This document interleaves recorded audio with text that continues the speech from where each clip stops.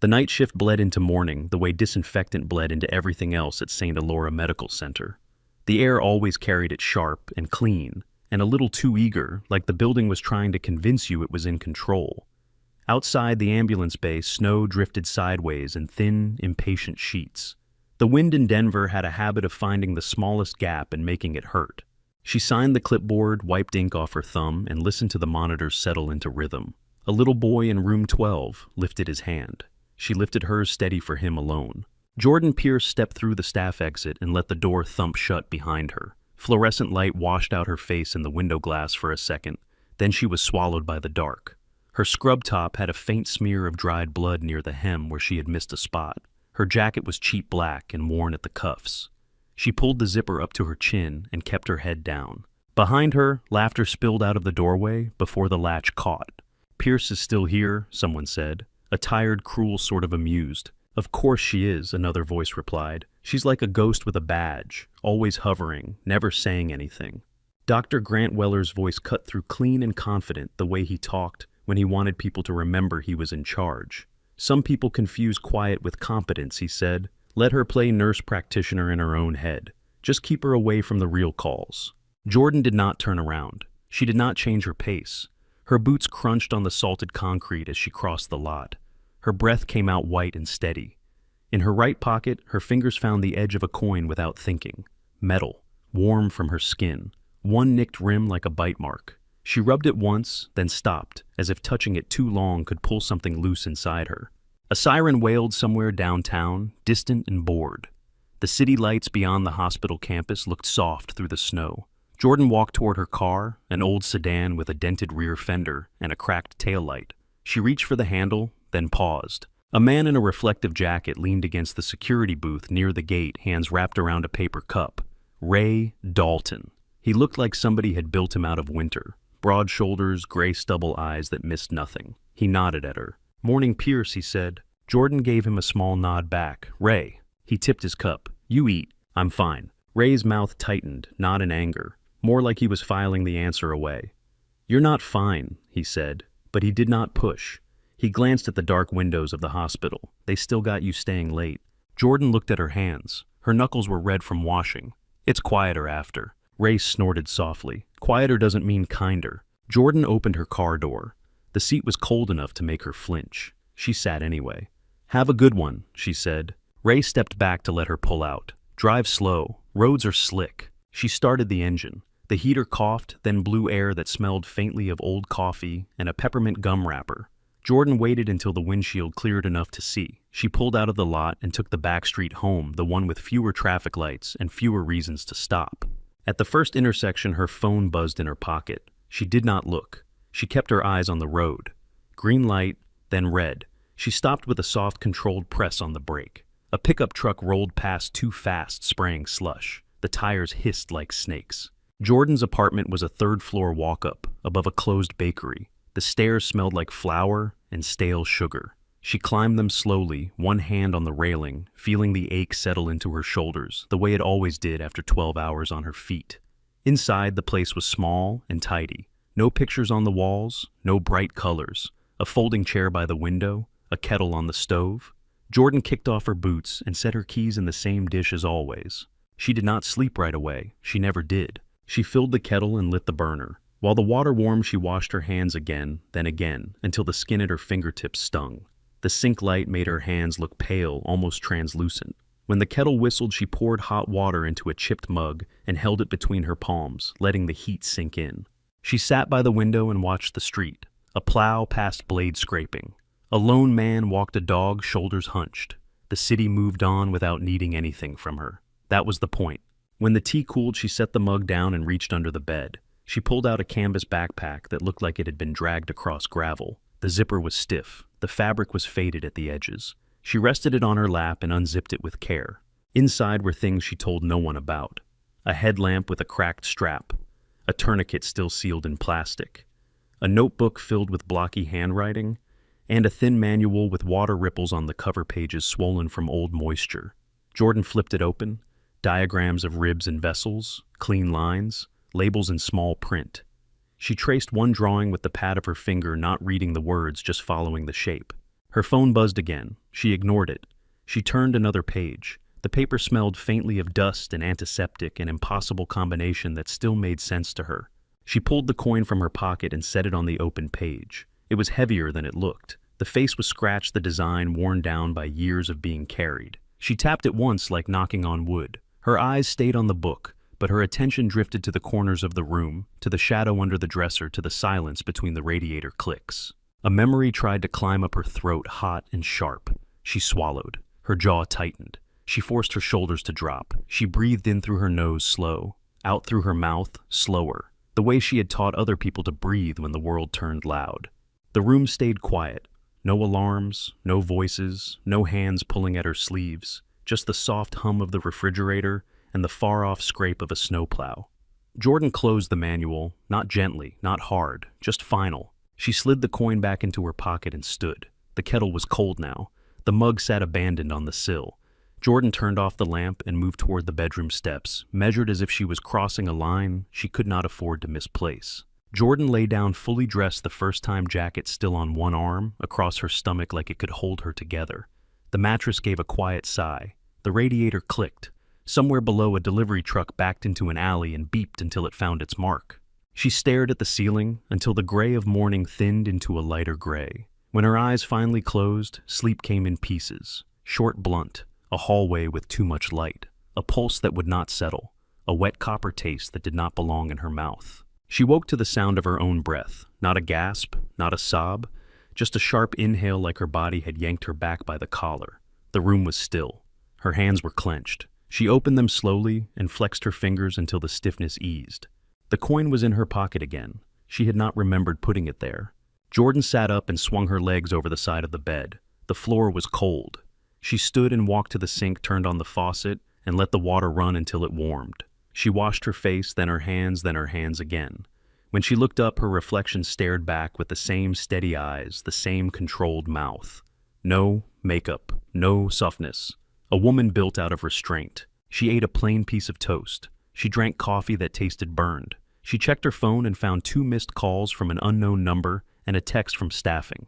"Short tonight, can you come in early?" Jordan did not reply right away. She stood by the window and watched snow slide off a street sign in a thin sheet. Her heart had already started moving into its work rhythm. Even off the clock, her mind kept scanning for what could go wrong. She texted back one word: yes. By late afternoon, the sky had cleared into a hard blue. The sun made the snow look clean from a distance. Jordan pulled on fresh scrubs and tucked her badge into her pocket. She slipped the coin into the other pocket, the right one, without thinking. She paused with her fingers at the zipper of the canvas backpack under her bed, then left it where it was. Outside, the air bit at her cheeks. The walk to the hospital was short. The wind made it feel longer. St. Elora's emergency department glowed like an aquarium. People moved behind glass faces, pale under fluorescent light. Inside, the waiting room was full. A child coughed into a blanket. A man held his wrist with his other hand, rocking. A woman argued into her phone, voice sharp with fear she was pretending was anger. At the security desk, Ray Dalton looked up from his logbook. "Early again," he said. Jordan gave him a small nod. They asked. Ray's eyes tracked her for a second, taking in the clean scrubs, the tired set of her shoulders. "You sleep." "A little." He did not smile. "That is not an answer." Jordan's mouth twitched like it almost wanted to. "It is for me." Ray snorted, then leaned closer, voice lowered. "Weller's in a mood." Somebody yelled at him upstairs. Jordan did not ask who. She did not ask why. She just headed in, badge tapping lightly against her thigh. The charge nurse, Marcy, handed her a clipboard and a look. "Bless you for coming," Marcy said. Her hair was tied up in a knot that looked like it had been done in a hurry. "Triage is backed up. Room 7 needs a redraw. Weller wants everything perfect tonight." Jordan took the clipboard. "I can start in triage." Marcy exhaled like she had been holding her breath all day. "Do it. And watch your back." The triage desk sat under a strip of buzzing light. The nurse at the station slid over a stack of intake forms and rolled her chair back with a grateful grunt. Jordan stepped into place. Her hands moved fast but quiet, fingers sure on the blood pressure cuff, the pulse oximeter, the thermometer. She did not rush people. She did not waste time either. A teenage boy came in with a lip split from a fight he would not admit to. Jordan cleaned the wound, stitched it clean, and sent him out with careful instructions and a look that said she believed he could choose better without needing to say the words. An older woman arrived with a swollen ankle and a stubborn chin. She insisted she had tripped over nothing. Jordan listened anyway, asked about dizziness, asked about vision changes, asked about the medications in her purse. The woman's eyes softened when Jordan did not treat her like an inconvenience. Then a woman in her 20s stumbled in one hand pressed to her throat. "I can't," she managed. "I can't breathe right." Her skin was blotchy. Red hives climbed her neck like climbing vines. Her lips had started to swell just slightly enough that the shape of her mouth looked wrong. Jordan stood up before the chair had stopped moving. "What did you eat?" Jordan asked, voice low. "Shrimp," the woman said. The word came out thick. "I didn't know. My friend said it was fine." Jordan placed 2 fingers at the woman's wrist and felt the pulse. It was fast. Too fast. The woman's eyes were wide, fixed on Jordan's face, like Jordan was the only solid thing in the room. Jordan leaned in. "Listen to me. You are going to keep looking at me. You are going to keep breathing with me. In through your nose, out through your mouth." The woman tried. The breath came out with a small whistle. Jordan pressed the call button with the side of her hand. "Marcy, I need a crash cart in triage. Now." The waiting room turned toward them, drawn by the shift in tone. People went quiet in the way crowds do when they sense danger, but do not know how close it is. Dr. Grant Weller appeared at the edge of triage like he had been summoned by the idea of a problem. He strode in with 2 residents behind him. His hair was perfectly combed. His expression was sharp. "What is this?" he asked, already reaching for authority. "Anaphylaxis," Jordan said. Weller looked at the woman, and then at the monitor that had just been clipped to her finger. The oxygen saturation flashed, then dipped. "We need to confirm allergy history," Weller said, voice firm. "We need consent. We need an order set." The woman's breathing turned ragged. Her shoulders lifted, then dropped like her body was tiring out too fast. Jordan saw the small things first. The way the skin at the base of the woman's throat pulled inward. The way her voice had changed between words. The way her eyes looked glossy. Not from tears, but from panic that was turning into something worse.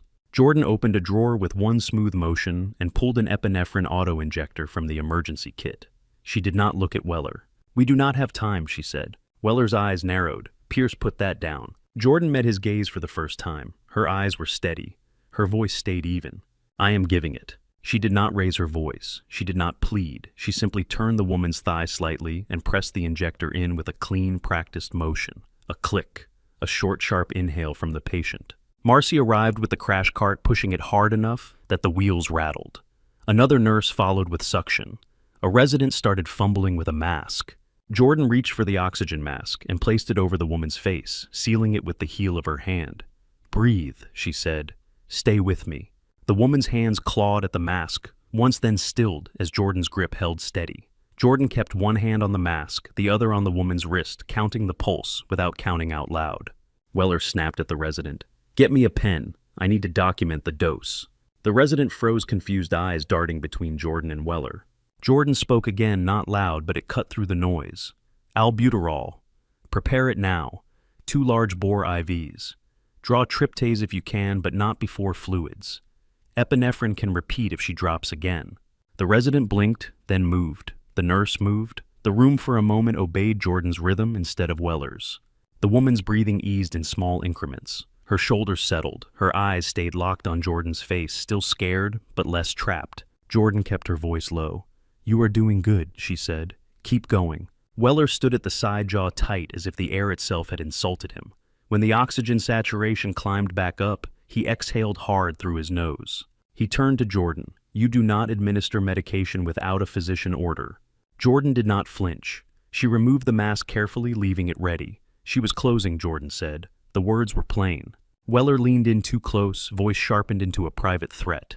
"Do not challenge me in front of staff." Jordan looked past him at the patient. The woman was swallowing now, slow but possible. Jordan nodded once, almost to herself. "I'm sorry," Dr. Jordan said quietly. Weller's eyes held on her for a beat, searching for defiance. He found none. He found something else he could not name and did not like. "Write it up," he said to Marcy. "I want an incident report. Ann Pierce, you will stay in your lane." Jordan nodded again. "Yes, doctor." Weller walked away with the residents trailing him, their faces a mix of awe and discomfort. One of them, a slim woman with dark hair pulled back tight, lingered a fraction of a second longer. Dr. Tessa Nguyen. Her eyes met Jordan's, and something passed between them. Recognition, maybe, or gratitude. Tessa followed Weller without a word. Jordan stayed with the patient until the hives stopped spreading. She started an IV, hung fluids, and adjusted the bed so the woman could breathe without strain. When the woman's voice returned enough to hold a sentence, she whispered, "Thank you." Jordan's expression softened, just slightly. "You did the hard part," she said. After the patient was moved to a monitored room, Jordan stepped back into triage. The waiting room had filled again. The air smelled like wet coats and anxiety. Jordan kept moving.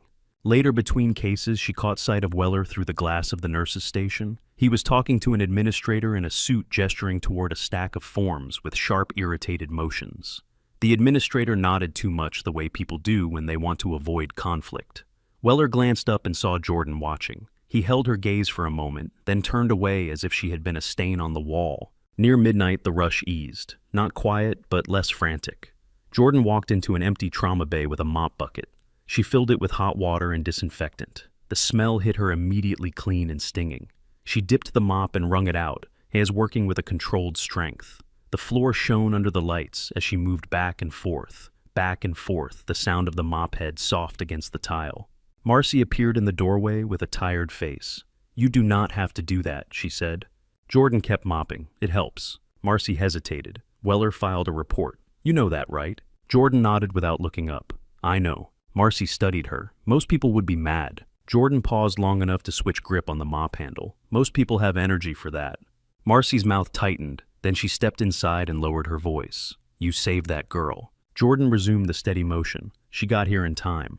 Marcy watched a moment longer, then left without pushing. Jordan finished the floor, wiped down the bed rails, checked that the drawers were restocked, and aligned the instruments the way she preferred them, clean and ready. When she was done, she stood in the center of the room and looked at it like a person looking at a map.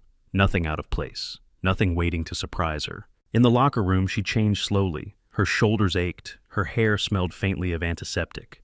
She opened her locker and took out her jacket, the coin pressed against her thigh through the fabric. She reached into her pocket, felt the nicked edge, and held it there until her pulse settled into something normal. As she zipped her jacket, a tiny grain of grit fell from the pocket seam and landed on the tile. It was smaller than a fingernail, pale and sharp. Not salt, not lint, just grit. Jordan stared at it for a second too long. Her throat tightened, her jaw locked. She bent, picked it up between two fingers, and crushed it into the pad of her thumb until it disappeared. Then she closed her locker, turned off the light, and walked out into the hall with the same measured steps she always used, as if the floor beneath her could shift if she gave it the chance. Jordan walked down the corridor with the same quiet control she used in triage. The hospital at night had its own sounds. A distant printer, a cartwheel that squeaked once and then stayed silent, the soft click of a badge reader. Her shoes made no promise on the polished floor, just a muted tap that vanished behind her. At the staff exit, cold air slipped in as soon as the door opened. It carried snow and exhaust and something metallic that reminded her of blood in a way she did not like. She stepped outside anyway. Her breath rose in a pale cloud and broke apart. The grit she had crushed in the locker room still tingled in her thumb. She rubbed the pad of her finger against her jeans as if the sensation could be wiped away. It would not leave. It never did. It sat under the skin like a splinter. Ray Dalton was still at his post. He looked up, eyes narrowing slightly, as if he could read the set of her shoulders like text. "You good?" he asked. Jordan stopped long enough to answer with something that sounded normal. "I'm done for the night." Ray studied her face. The wind tugged at his jacket. "That report," he said. Jordan's fingers found the coin in her pocket again. Metal against fabric. "Paper doesn't change what happened." Ray's mouth pulled tight. "Paper changes a lot in places like this." Jordan did not argue. She looked past him toward the street, where snow had been pushed into gray piles at the curb. "Have a quiet shift," she said. Ray raised his cup in a small salute that was not quite casual. "Try to sleep, Pierce." Jordan drove home with both hands on the wheel. The roads were slick in patches. Her headlights caught the pale sheen of ice and the dark shapes of parked cars. A pedestrian crossed at the last second, and Jordan stopped without drama, the brakes smooth. The man did not look up. He hurried on as if the world was always about to close on him. Her apartment was colder than it had been earlier. The radiator clicked and hesitated, then warmed. Jordan set her keys in the dish. She hung her jacket on the back of the folding chair. The room felt too small for the night she carried in with her. She washed her hands. She did not mean to. The water ran and she watched it spill over her fingers like a thin sheet of glass. Her thumb still held the ghost of grit. She scrubbed until the skin reddened, then stopped before it split. The shower helped only at first. Hot water over her shoulders. steam fogging the mirror. The smell of soap trying to cover disinfectant that had seeped into her hair. She closed her eyes and let the water pound the base of her neck. A sound rose in her head that did not belong in the bathroom. A low thump, a vibration in the ribs. Not a memory of music, a memory of rotors. It was never loud enough to call a hallucination. It was just there like a second heartbeat. Jordan turned off the water. The room cooled fast. She toweled off, pulled on a plain shirt and sweatpants, and sat on the edge of her bed. Her hands rested on her thighs, palms down, as if she was holding herself in place. She did not reach for the backpack this time. She did not open the manual. She reached into her pocket and took out the coin. Under the lamp, it looked older than it should. The nicked edge caught the light and threw a thin shine across her fingers. One side held a worn insignia that most people would not recognize. The other had a set of initials scratched in by hand, 2 letters and a number that were almost gone. She turned it once, twice. A breath left her lungs, and with it the walls of her bedroom loosened. There was sand in her mouth, fine and bitter, the taste of grit between her teeth. Heat pressed down on everything even at night. The air smelled like fuel and dust, and something burned that had no name. She felt the weight of her kit against her backstraps cutting into her shoulders, sweat trapped beneath armor. A red light glowed in the belly of a helicopter. A headlamp beam bounced as someone moved. Jordan's hands were not clean. They were wet and slick and working. Pierce, a voice shouted over the rotor roar, "Talk to me!" It was Ethan Shaw's voice, strained, clipped, fighting to stay calm. He lay on the deck with his vest open, skin chalk white under the red light. Blood pulsed from somewhere she could not afford to miss. The smell was thick copper and hot. Every breath felt like it took effort. Jordan pressed 2 fingers into a wound just below the left side of his chest plate. The bleeding slowed, then surged again as the helicopter shifted. "Keep him steady," she said.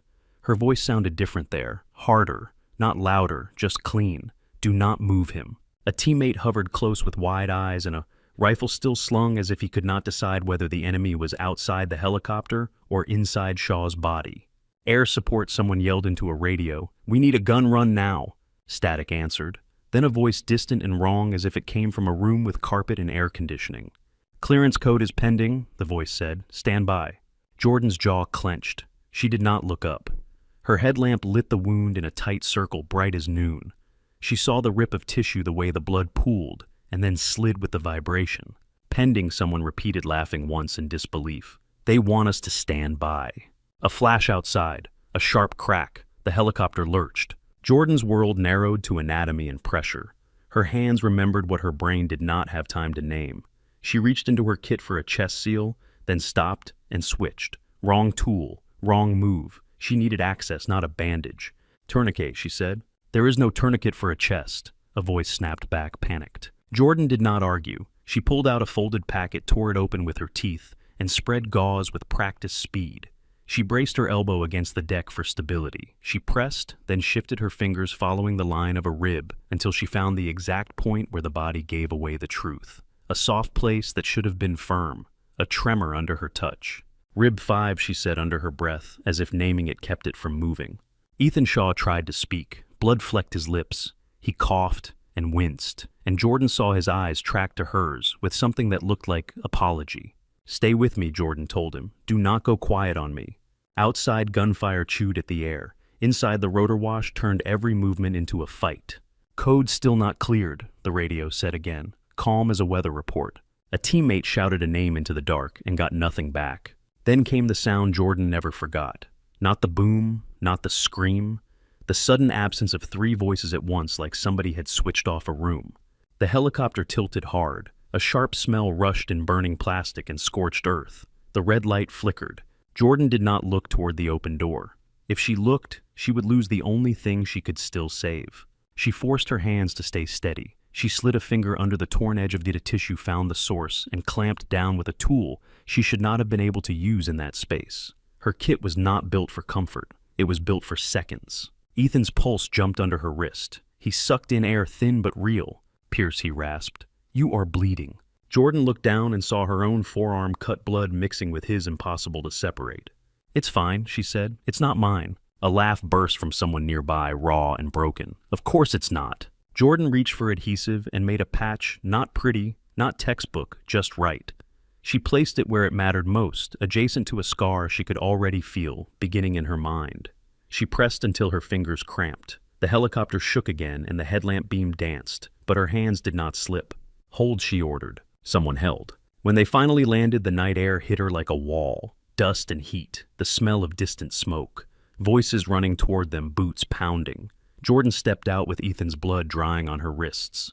She saw bodies on the ground that should have been standing. She saw a hand without the arm attached. She saw a face turned the wrong way. A man in a clean uniform moved toward her with a clipboard. He looked at the scene, then looked back down at the page like he could keep reality contained inside boxes.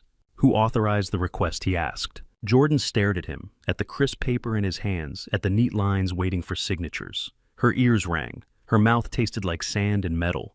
"Where was the air support?" she asked. The man blinked. "Clearance code was delayed." "Delayed," Jordan repeated. Ethan Shaw's hand found her sleeve. He was on a stretcher now, strapped down, eyes half open. His grip was weak but insistent. He pulled her close enough that only she could hear. "Do not let them do this to you," he whispered. "You did everything." Jordan wanted to answer. Her throat would not open. Later, in a different room, she watched men in uniforms talk over one another. She listened to words like protocol and chain and oversight. She watched them say names without looking at the empty chairs those names had left behind. She sat still. Her hands stayed folded. Her nails were clean again by then, but she could still feel blood under them. A week after, she stood in a medical office with fluorescent lights that hummed like insects. A personnel officer slid papers across a desk. The officer's voice was careful, rehearsed. "Lieutenant Commander Pierce," he said, "honorably discharged, effective immediately." Jordan stared at the rank on the paper, as if it belonged to someone else. The coin sat in her palm, hidden, biting into her skin. "Just right, nurse," she said. The officer frowned. "That is not accurate." Jordan looked up. Her eyes were dry. "Right, nurse," she repeated. In Denver, months later, she sat across from St. Elora's hiring manager, in a room that smelled like coffee and toner. The manager smiled too much and asked about her experience. Jordan answered in short sentences. She listed what the hospital wanted to hear. She did not mention Nightjar 6. She did not mention Echo Lantern. She did not mention the taste of sand or the weight of a man's chest under her hands. When the manager asked about leadership, Jordan shrugged and said she preferred to support the team. The manager nodded, relieved. The manager liked small answers. Back in her apartment, Jordan blinked and found herself staring at her bedroom wall. The lamp still glowed. The coin was still in her hand. Her thumb rested on the nicked edge, pressing as if she could grind it down into nothing. She set the coin on the nightstand and lay back. The radiator clicked again. A car passed below, tires hissing on slush.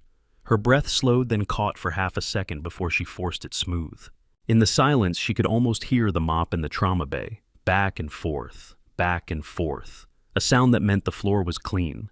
A sound that meant she had done something, even if nobody saw it.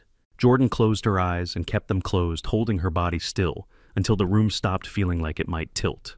Jordan kept her eyes closed until the room stopped tilting in her head. When she rose, she washed her hands, drank coffee that tasted like ash, and walked back to St. Elora with the coin heavy in her pocket. The waiting room television ran on mute. Captions crawled fast. Black ice, multiple collisions, Interstate 25. Jordan watched a helicopter shot of tangled headlights and twisted metal, then looked away before her mind could add sound. At the charge desk, Marcy shoved a clipboard at her. "We are about to get hit," she said. "Chain reaction crash. They are sending everyone to us because the other ER is diverting."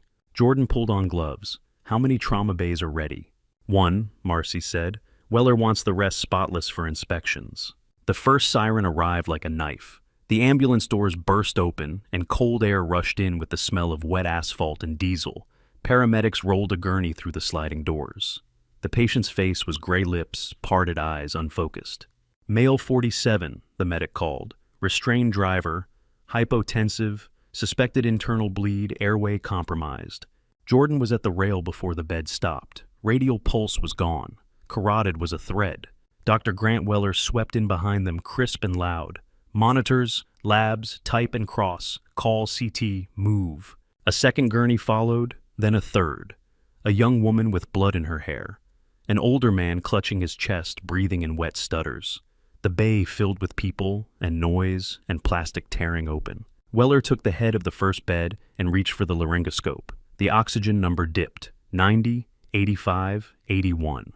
"Intubation," the respiratory therapist said. "I know." Weller snapped and slid the blade in. Jordan watched the patient's neck, swelling at the base of the throat, the trachea pulled off center, a bruise blooming fast, deep and dark. Weller tried once, cursed, and pulled back. Suction? The line clogged. The therapist fumbled. Weller went in again, pushing harder. The patient's chest stayed flat. The monitor screamed. Jordan leaned close. "Stop," she said. "You are not in the airway." Weller did not look at her. "Pierce, stand back." Jordan did not move. She put 2 fingers on the throat, felt the landmarks. Cartilage, soft space, shifted midline. "He is displaced," she said. "You will not get it from above." Weller's jaw tightened. "You are a nurse."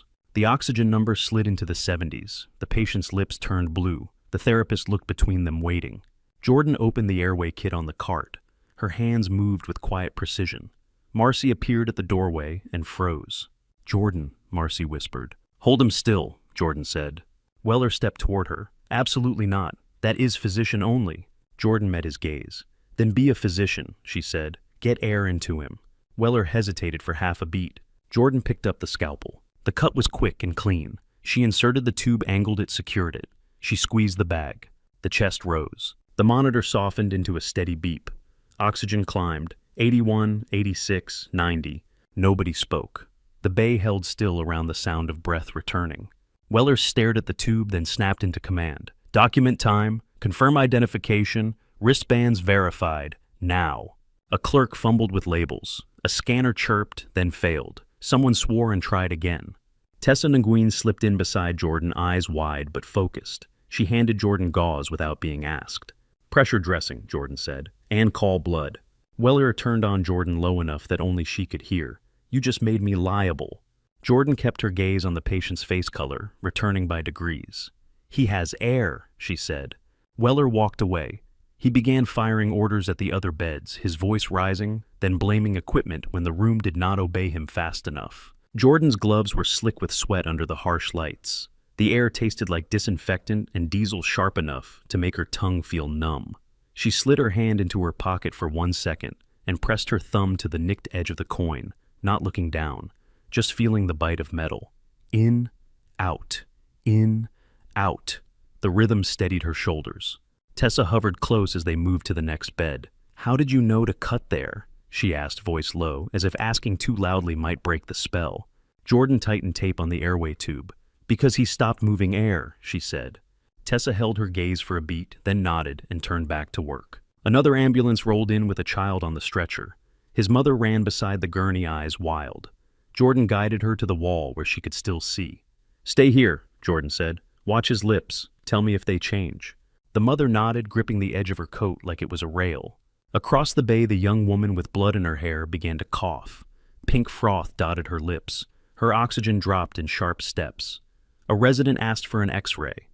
Weller shouted for CT again, then canceled when transport said the hall was jammed.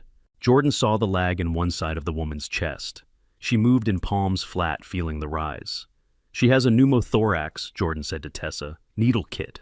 Tessa hesitated. Weller did not order it. Jordan's eyes stayed on the patient. "Get it." Tessa returned with the kit. Jordan decompressed fast. A sharp hiss of trapped air escaped. The woman's breaths deepened. The monitor steadied. Weller spun toward them. "Who did that?" "She was collapsing," Jordan said. Weller's eyes flicked to a suited administrator hovering near the station, then back. "Do not freelance," he snapped. Jordan adjusted the dressing and kept a hand on the woman's shoulder until the panic eased from her eyes. The surge dragged on. The blanket warmer emptied. Hot packs became currency. Jordan taped them in place so they would not slide. She kept the child's mother talking short answers, steady voice, until the boy's grip returned around Jordan's finger. When the flow finally thinned, the department sagged. The bay looked wrecked. Torn wrappers, bloody gauze, the air thick with disinfectant and sweat. Weller strode into the nurse station with a stack of forms and a tight smile. He slapped them down. "Incident report. 2. Unauthorized procedure. Failure to follow chain of command." And one chart is missing a full identification sequence. Jordan wrote her notes in small, neat lines. The patient needed air. Weller's laugh was short. He needed a doctor. Marcy leaned on the counter, exhausted. "You watched him crash." Weller's eyes flashed. "Do not call me that in public." He jabbed a finger at the papers. "This place runs on protocol." Jordan capped her pen and lifted her gaze. Her voice stayed calm. "If you want to discipline me, do it," she said, "but do not pretend your hesitation was a plan." Silence hit the station. A few nurses stopped moving. Tessa paused with a chart in her hands, eyes fixed on the floor. Weller's face reddened. He lowered his voice. "You are replaceable. Remember that." Jordan's expression did not change. "Okay." Weller walked off stiffly. Jordan stayed after her shift. The trauma bay needed to be reset. She filled a bucket with disinfectant. The smell rose sharp and familiar. She mopped in slow, methodical strokes until the floor shone. She wiped down rails and monitors, restocked drawers, aligned instruments in straight lines. The work did not argue. Ray Dalton appeared in the doorway, hands in his jacket pockets. He watched her for a moment. "You did that airway like you have done it before," he said. Jordan wrung out a rag. Water dripped clear, then faintly pink. "People do what they have to," she replied. Ray nodded once. "They do not like that here." "They like paper," Joris said. Ray did not argue. In the locker room, Jordan changed into her jacket. Her fingers found the coin and curled around it for a second, metal pressing into her palm. She shut the locker, walked down the empty hall, and pushed through the staff exit. Cold air hit her face. The parking lot lights cast pale circles on the snow. Her breath rose and vanished. She stepped forward, shoulders tight against the wind, and kept walking. Cold air hit Jordan's face the moment she cleared the staff exit. It had that Denver bite, clean and sharp, the kind that made you feel awake even when your bones were begging for a bed. The parking lot lights cast pale circles on the snow. Everything outside the hospital looked quieter than it was. Wind slid between cars and scraped along the pavement like fingernails. Jordan tucked her chin into her collar and started across the lot toward her sedan. Her shoulders were tight from hours of tension she had never admitted were there. The coin sat in her pocket, warm against her thigh, a small weight that never let her forget which way was down. A siren wailed far off. It faded. The city held its breath again. She was halfway to her car when the night changed. At first, it was only vibration, a low thump that moved through the ground before it reached her ears. The snow at her feet trembled in tiny ripples. Jordan stopped, without thinking. Her head lifted. Her eyes tracked the dark sky over the ambulance bay. The sound thickened fast, rotors, heavy, close. A flood of white light cut across the lot. For one blinding second, Jordan saw nothing but glare. Then the spotlight shifted and the world snapped back into place in harsh pieces. The hospital's brick walls, the emergency entrance. A small tree bent sideways in the wind. Snow whipped into a spinning sheet.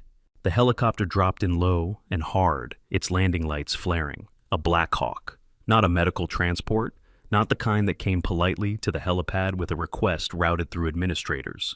This one slammed down in front of the emergency entrance like a fist. Rotor wash tore across the lot. It shoved air into Jordan's chest and stole her breath. Snow and grit and loose trash lifted into a storm. A plastic cup skittered past her shoes and vanished. Car alarms chirped and then started screaming. The sound of the blades swallowed everything. Jordan did not move. Her body had already decided for her. Feet planted, knees slightly bent, weight balanced. The same stance she had used in places she did not think about during daylight. The side door of the helicopter opened. Figures in dark gear jumped out and hit the ground, running heads down against the rotor wash. Their movements were clean and deliberate, like they belonged to the noise. Rifles held close, eyes scanning. A man in front, taller than the rest, ran with a controlled urgency. He wore a headset, and his jaw worked as he spoke into it. His uniform looked darker than the night, and his posture carried authority that did not need volume. He turned toward the hospital entrance and shouted, voice forced sharp enough to cut through the blades. "We need Lieutenant Commander Jordan Pierce, now." Jordan felt the words land in her chest. Lieutenant Commander. The title came with a taste of sand and metal. She had not heard it spoken aloud in years. She had not let anyone say it in her presence. Hearing it now in front of her hospital under a spotlight made the skin at the back of her neck tighten. Around her, people were reacting. A couple in the lot screamed and ducked behind a car. A nurse in scrubs stood frozen near the entrance, hands over her mouth. A doctor stepped out and immediately turned away, hair whipped sideways by the wind. Jordan's fingers found the coin. She pressed her thumb to the nicked edge until it bit. Her breathing stayed even, but her heart began to hammer a different rhythm, older and crueler. The team fanned out. One ran to the security booth. Ray Dalton stepped out, bracing himself against the wind. His cap threatened to fly off. He held it down with one hand and pointed with the other. Jordan's stomach dropped. Ray pointed straight at her. The lead man followed the gesture. The spotlight swung. It pinned Jordan in the open. Snow glittered around her like shattered glass. Her cheap jacket flapped against her legs.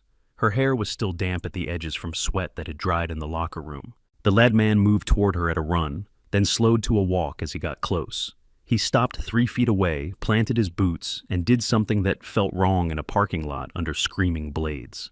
He stood at attention. He brought his hand up in a crisp salute. The others saw it and responded without hesitation. A line of men in dark gear snapped into stillness long enough to salute a woman in worn boots and a hospital badge.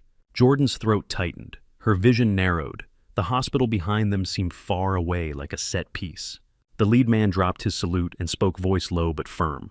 "Lieutenant Commander Pierce," he said. "Chief Logan Mercer, Special Operations Medical Extraction, we need you." Jordan took a step back before she could stop herself. Her heel bumped the edge of a parking curb. The cold bit through her shoes. "You have the wrong person," she said. The words came out steady even as her pulse climbed. "I am a nurse. I work here."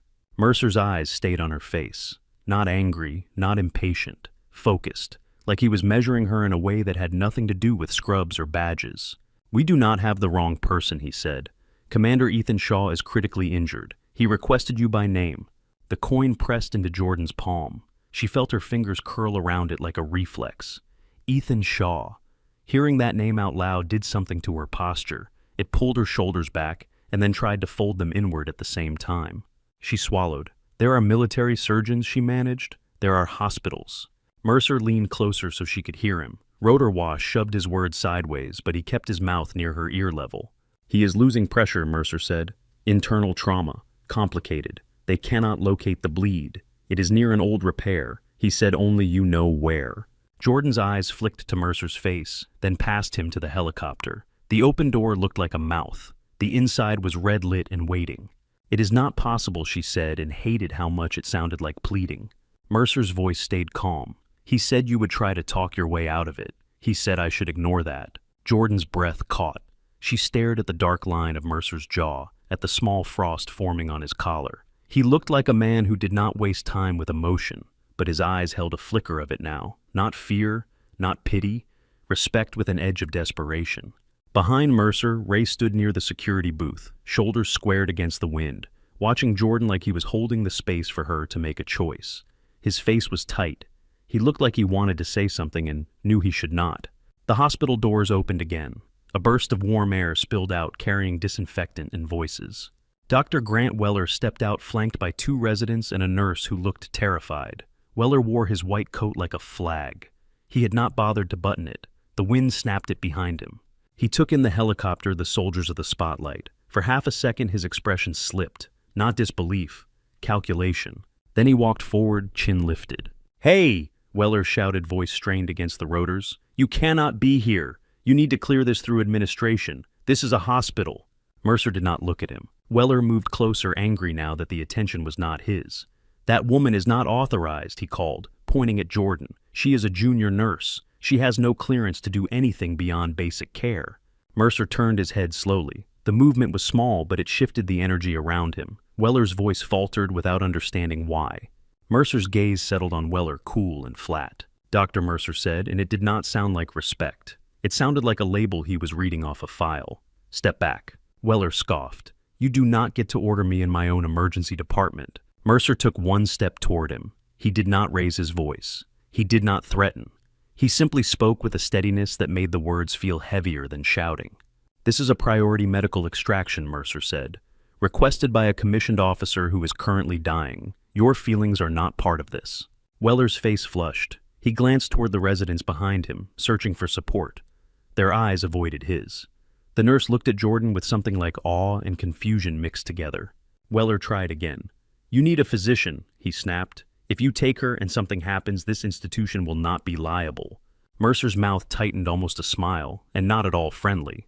"Liability," Mercer repeated, tasting the word like it was foreign. Then he looked back at Jordan, and his voice softened just enough to cut through the noise for her. "He asked for you," Mercer said. "He was clear." Jordan's hands were shaking. It was subtle. She felt it more than she saw it. She made a fist and forced it still. The coin dug into her palm. Weller stepped closer to her now, trying a different angle. His voice lowered as if they were alone. "Pierce," he said, "do not do this. You are going to embarrass yourself. You are going to embarrass this hospital. You do not have the authority to act like a surgeon." Jordan looked at him. His eyes were bright with anger, and something else, a tight fear he hid behind certainty. The same fear she had seen in residence when a patient crashed right before they reached for a form instead of a pulse. Jordan's voice came out quiet. "Move," she said. Weller blinked. He had not expected that. He stared as if he was waiting for her to apologize. Mercer spoke again, this time to Weller, voice sharp enough to end the conversation. "Lieutenant Commander Pierce does not need your permission to save a life," Mercer said. "And she does not need your approval to leave this parking lot." Weller opened his mouth, but no words came. He looked suddenly small in the windcoat, flapping hair flattened back. The residents behind him stood frozen, their faces pale under the spotlight. Jordan turned her head toward the hospital entrance for one brief moment. The glass doors reflected the chaos. Nurses and patients pressed inside, watching like it was a disaster on a screen. She could see Marcy's face drawn tight. She could see Tess and Wen standing just behind, eyes fixed on Jordan, with a seriousness that did not ask for explanation. Jordan's chest tightened. The smell of disinfectant drifted out, and for a second it mixed with the kerosene from the helicopter and made her stomach twist. She looked down at her hands. They were clean now, the kind of clean that did not mean anything. Jordan loosened her fist and let the coin sit in her palm. She turned it once. Her thumb found the nicked edge. She pressed until it hurt. Pain kept her present. She lifted her gaze to Mercer. "How long?" she asked. Mercer answered immediately. 13 minutes to reach the staging site. Less if the pilot is angry." Jordan's lips pressed together. She nodded once, a small, decisive motion that felt like a door locking. "Get me calm," she said. "I want his vitals in my ear, not shouted across a room." Mercer's shoulders eased by a fraction. "Yes, ma'am?" Jordan heard Weller inhale sharply behind her. The title ma'am carried rank even without a uniform. It made the air around her change. Weller stepped forward again. "Pierce," he said, voice cracking with frustration. "This is insane." Jordan did not turn. "Go inside," she said. "There are patients." That landed harder than any insult. Weller stood still, jaw clenched, as if he did not know what to do with being dismissed. Ray Dalton moved closer, keeping his body angled to block the wind from Jordan for half a second. "You sure?" Ray asked, voice low. Jordan met his eyes. In his face she saw something she had not allowed herself to want from people at St. Elora. Not praise, not curiosity, simple steadiness. "No," she said, and the honesty surprised even her. Then she added softer, "But I am going." Ray nodded once, like that was all he needed. "Drive safe," he said automatically, then realized what he had said and exhaled through his nose. Jordan's mouth twitched. It was almost a smile. It did not reach her eyes. Mercer gestured toward the helicopter. 2 operators moved into place on either side of Jordan without touching her close enough to shield her from the worst of the rotor wash. They formed a corridor through the storm they had created. Jordan walked. Her steps were steady. Snow pelted her cheeks and melted into cold streaks. The spotlight followed her, bright and unforgiving. She felt every eye on her, from the hospital windows, from the parking lot, from the men in dark gear. She kept her gaze on the helicopter door. At the threshold, Mercer held out a headset. The foam pads were worn. The metal was cold. Jordan took it and slid it on, adjusting it with practiced hands. The moment the speaker settled over her ears, the world changed. The rotor noise softened. Voices snapped into clarity. A medic on the other end spoke fast. "We have him on a monitor. Pressure dropping. Heart rate 140. Respiration shallow. They are struggling to localize." Jordan closed her eyes for 1 second. Not to escape, to focus. "Describe the previous scar," she said. A pause. Left chest. Lateral. Old repair. They said it is close. Jordan opened her eyes and stepped into the helicopter. Inside, the air was warmer and smelled like oil and metal and sweat. Red light painted everything in harsh shadows. Straps hung from the ceiling. A stretcher mount sat empty. A field pack was strapped to the wall. Mercer climbed in behind her. He reached for the door handle. Jordan looked back once through the open doorway at the hospital entrance framed by chaos. Dr. Weller stood there frozen in the light, looking as if the ground had shifted and left him without footing. Marcy had a hand over her mouth. Tessa stood still, eyes shining under the bright glare, not blinking. Ray Dalton stood near the security booth, cap still held down against the wind. He raised his paper cup in a small gesture, half salute, half goodbye. Jordan turned forward again. Mercer pulled the door shut. The sound became a contained roar. The helicopter shuddered. Jordan grabbed a strap, planted her boots, and felt the floor vibrate through her bones. The pilot lifted them off the ground in a single hard motion. The parking lot dropped away. Snow swirled beneath them like white smoke.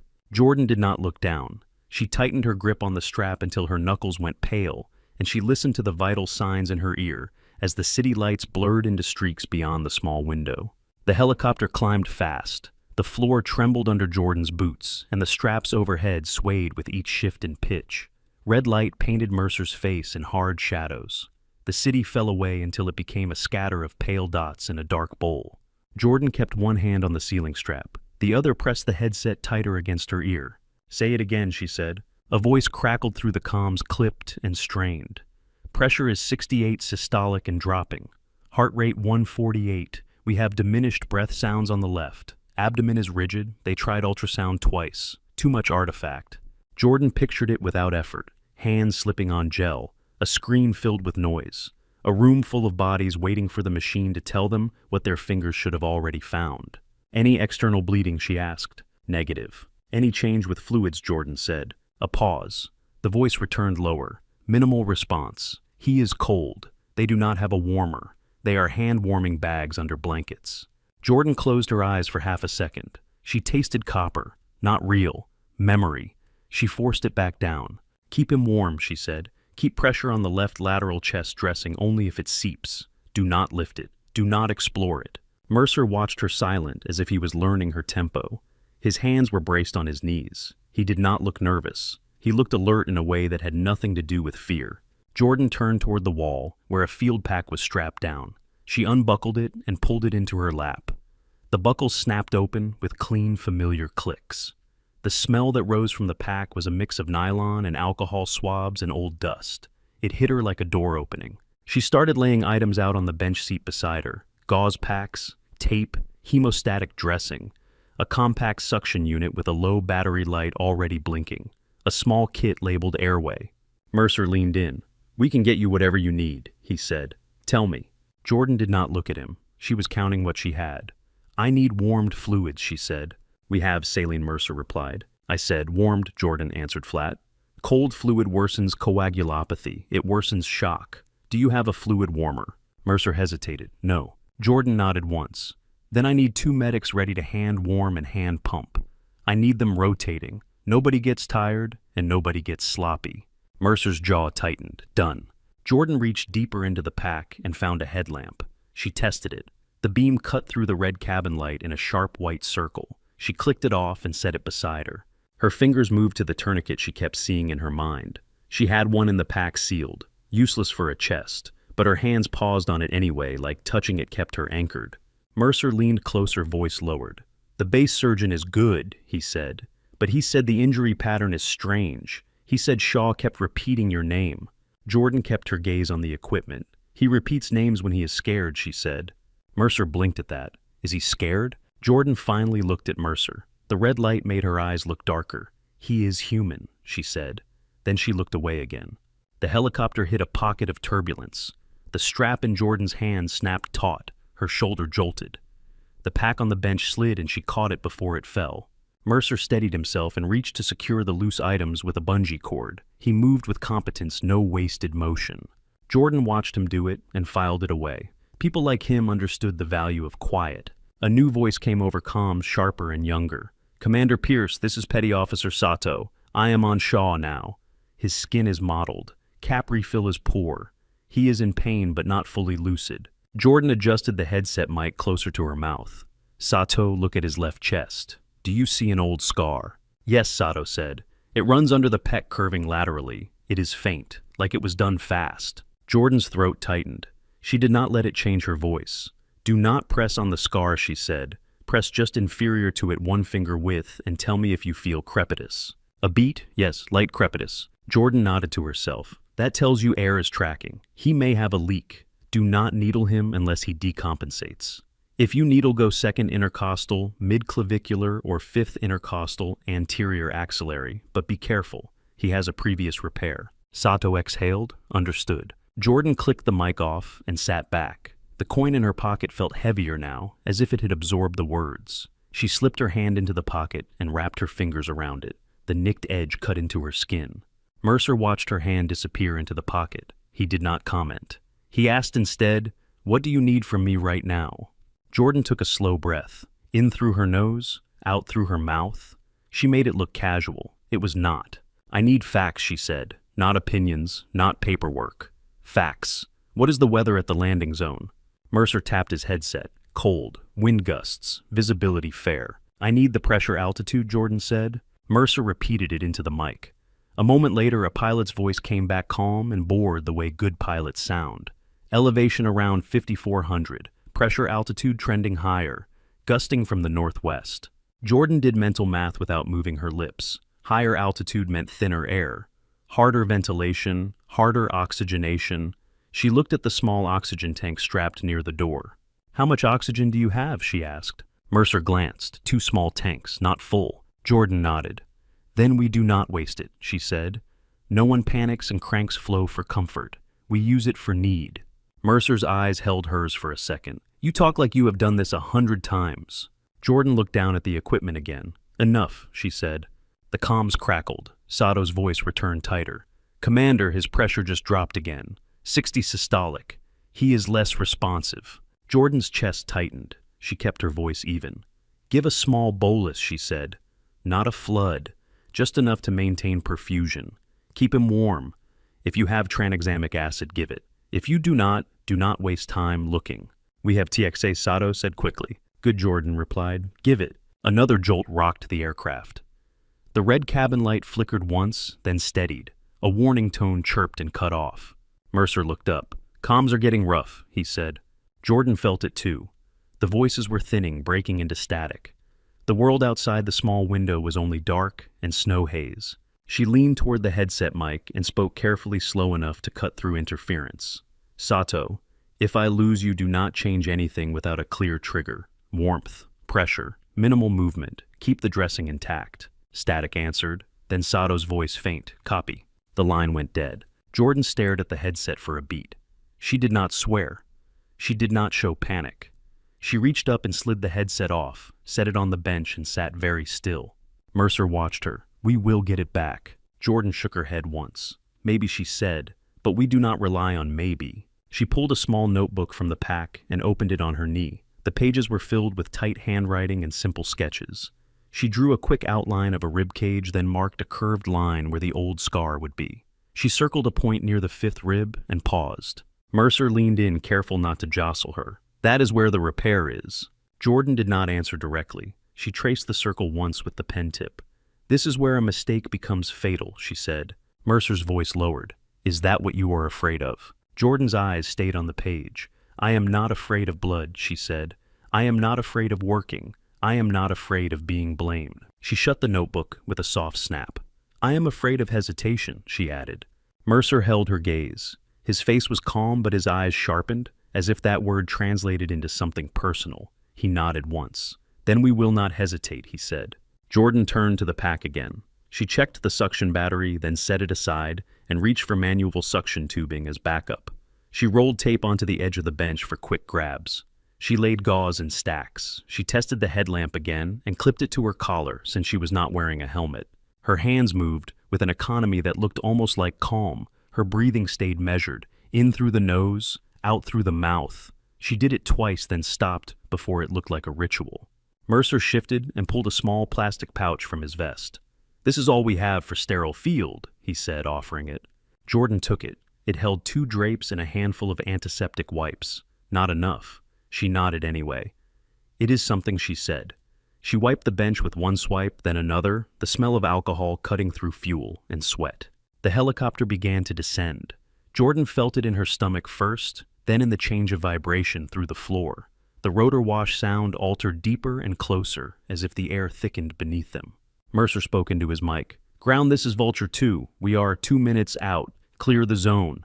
A voice answered muffled. Zone is hot. We are clearing now. Jordan tightened the strap around the pack and stood. Her knees bent to absorb the motion. She grabbed the headlamp and slid it onto her forehead, adjusting the strap until it sat firm. The white beam cut across the cabin wall and steadied. Mercer watched her and said quietly, You are different now. Jordan met his eyes. The red light made her look carved out of shadow. I am the same, she said. I just stopped pretending. The aircraft dropped lower.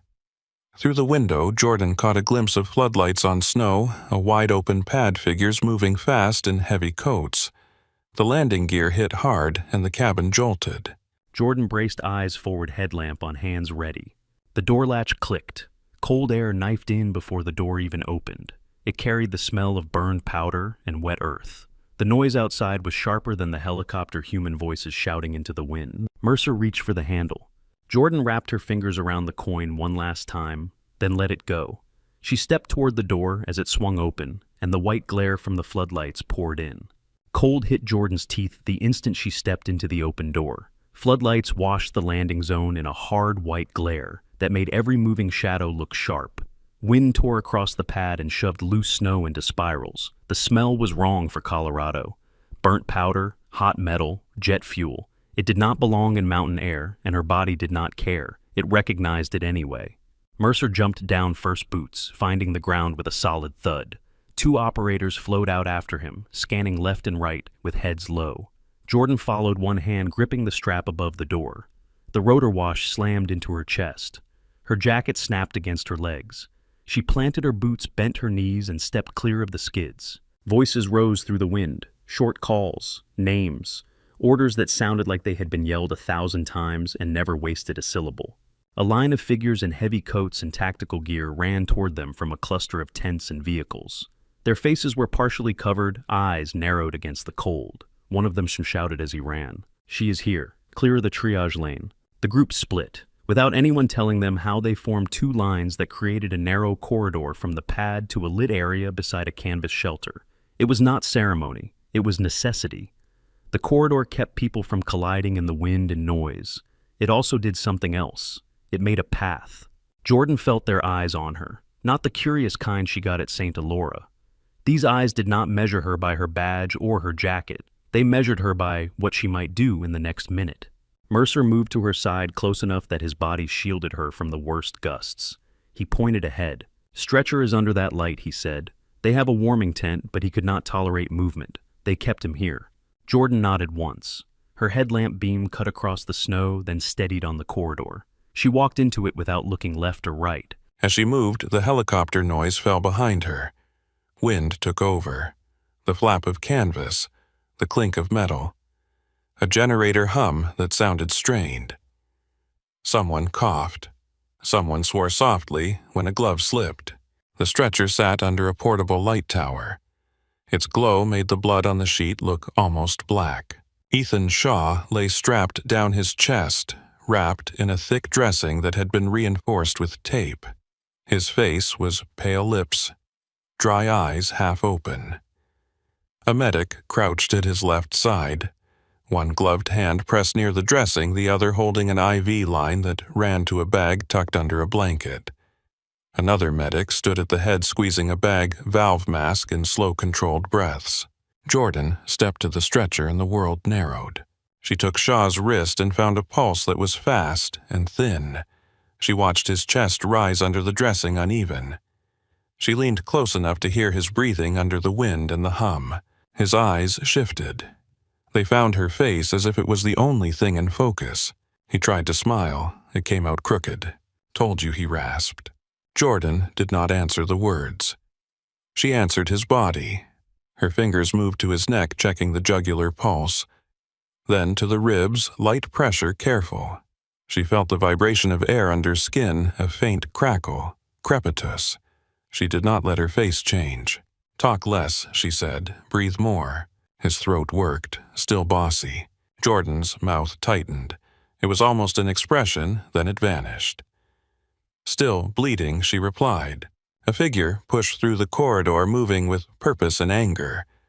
A woman in a heavy parka with a rank patch on her sleeve. Her eyes were sharp, her hair pulled back tight under a cap. She stopped at the foot of the stretcher and looked at Jordan like she was a problem someone had dropped on her desk. "Who is this?" she demanded. Mercer answered before Jordan could. "Lieutenant Commander Jordan Pierce, requested by Commander Shaw." The woman's jaw clenched. "I am Lieutenant Colonel Miriam Knox. I am the trauma lead here." Jordan did not look up. Her hands were on Shaw's chest now, pressing lightly in specific places, mapping what could not be seen. Knox stepped closer. She is not on my roster. She does not have clearance to operate in my facility. Jordan kept her voice even. Then do not call it your facility, she said. Call it what it is. Knox's eyes flashed. Excuse me. Jordan's fingers paused just long enough to find a landmark. Her eyes stayed on Shaw. A place where a man is dying, she said, and people are waiting for permission to act. Knox opened her mouth, then shut it as a medic beside the stretcher spoke quickly. Pressure 58 systolic, the medic said, dropping again. Knox's attention snapped to the monitor. Move him into the tent. We need imaging. Jordan's hand pressed gently on Shaw's left lateral chest and felt something she did not like. A subtle give. A shift under the dressing. She looked at the medics. Do not move him yet, she said. Knox's voice rose. We are moving him now. You are not in command here. Jordan finally lifted her gaze. Her eyes met Knox's and held. I'm not asking, Jordan said. If you lift him and you open the wrong plane, you will tear his old repair. He will exsanguinate before you get a clamp on it. Knox stared at her. You cannot possibly know that. Jordan's voice stayed low. Left chest, she said, lateral. 5th rib line. Old patch repair adjacent to an intercostal vulnerability. His new trauma is kissing the scar. Shaw's eyes flicked a slow blink that looked like agreement. It took effort for him. Knox did not move for a beat. She looked down at Shaw's dressing, then back at Jordan. Her pride fought her need. How do you know the exact location? Knox asked. Jordan reached into her pocket and pulled out the coin. She did not hold it up like proof. She just placed it on Shaw's chest over the dressing right where the curve of the old scar would sit beneath. The coin looked small and absurd against the bulk of gauze. This is my marker, Jordan said. I put my hands on him before you ever met him. Mercer watched her hand and did not interrupt. The medics stared at the coin like it was a strange tool. Shaw's eyelids fluttered. Knox's nostrils flared.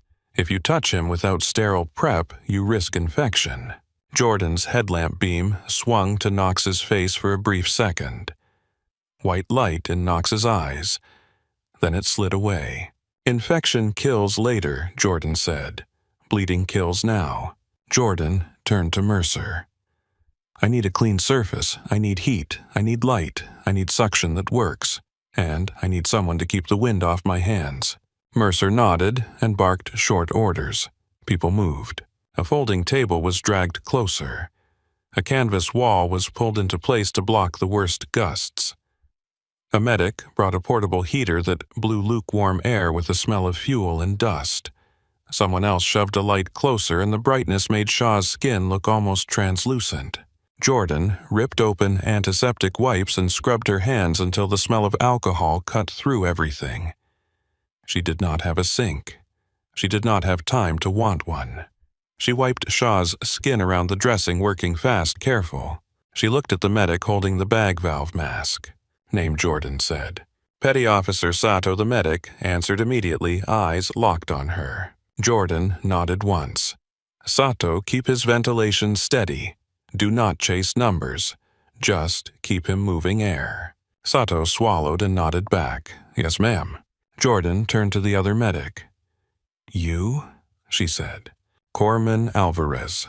Alvarez, warm saline, Jordan said. Tuck the bags against your body. Rotate with someone every 2 minutes. Nobody gets numb and drops the line. Alvarez nodded, jaw tight, on it. Jordan looked at Knox. If you have blood, I want it, she said. It was not a request. Knox's face tightened, then she snapped at someone behind her. Ghetto, negative, and plasma, now. Jordan slid her headlamp strap tighter and leaned over Shaw. She placed 2 fingers at the edge of the dressing and applied light pressure, reading the response. Shaw flinched a faint twitch. Pain, he whispered. I know, Jordan said. Stay with me. His lips moved again. You came. Jordan did not answer. She pressed 2 fingers at his wrist again. The pulse was there, then almost not. She looked to Mercer. Time, she said. Mercer checked his watch. Pressure is 54, he said. He is trending down. Jordan took a breath in through her nose, out through her mouth. One slow cycle. Cut the dressing, she said. Only where I tell you. Sato's eyes widened. Here, he asked, hand hovering with scissors. Jordan placed her finger on the tape line. There. Small. Sato cut. Jordan peeled back just enough to expose skin and the faint curve of a scar beneath. The scar was old, pale, slightly raised. Jordan's fingers hovered over it for the smallest moment, then moved on. She pressed below the scar line, one finger width inferior, just as she had instructed earlier. Shaw's chest wall felt unstable in a way that told her the truth. Not a simple rib fracture. A crush component. Something pressing from inside. She listened to his breaths. She watched his lips. "Mercer," she said, "I need the compact retractor." A hand thrust a small metal device toward her. It looked like a crude tool folded tight. Jordan took it without looking at the person who offered it. Knox stepped closer. "What are you doing?" she demanded, voice strained. Jordan kept her eyes on Shaw. "I'm opening a controlled window," she said. "Not a full exposure. If I chase it wide, I lose him." Knox's hand shot out. "You are not cutting into my patient." Jordan's gaze snapped up. It was quick and sharp like a blade turning. "Then stop calling him yours," Jordan said. Knox froze. Behind Knox, a young soldier shifted his weight and stared at Jordan with something like hope. Jordan did not let herself look at him. Hope was not a tool. Jordan looked at Mercer.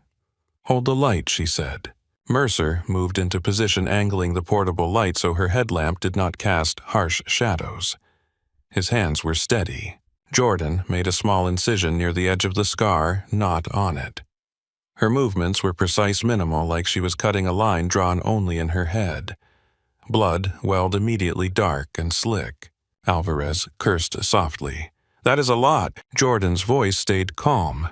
"Suction," she said. The suction unit whined, then sputtered. The battery light blinked faster.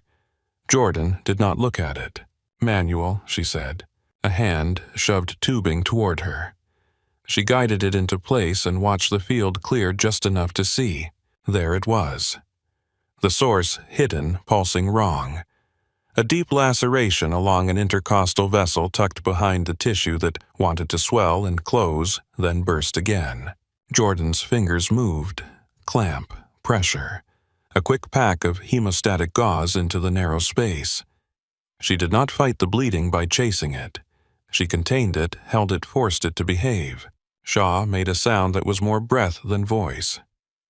Jordan leaned closer. "Look at me," she said. "Stay here." His eyes struggled open wider. He found her again. Knox leaned in despite herself, unable not to watch. Her mouth tightened as she recognized the anatomy Jordan had named. "Where did you learn to do that?" Knox asked, voice lower now. Jordan did not look up. "In a place where waiting got people killed," she said. Sato's voice rose at the head of the stretcher. "Pressure is holding," he said. 65, 68. Jordan did not relax. She adjusted the clamp, then used a suture with quick, tight throws, hands moving with the confidence of muscle memory. Her fingers did not tremble. Her breathing stayed controlled.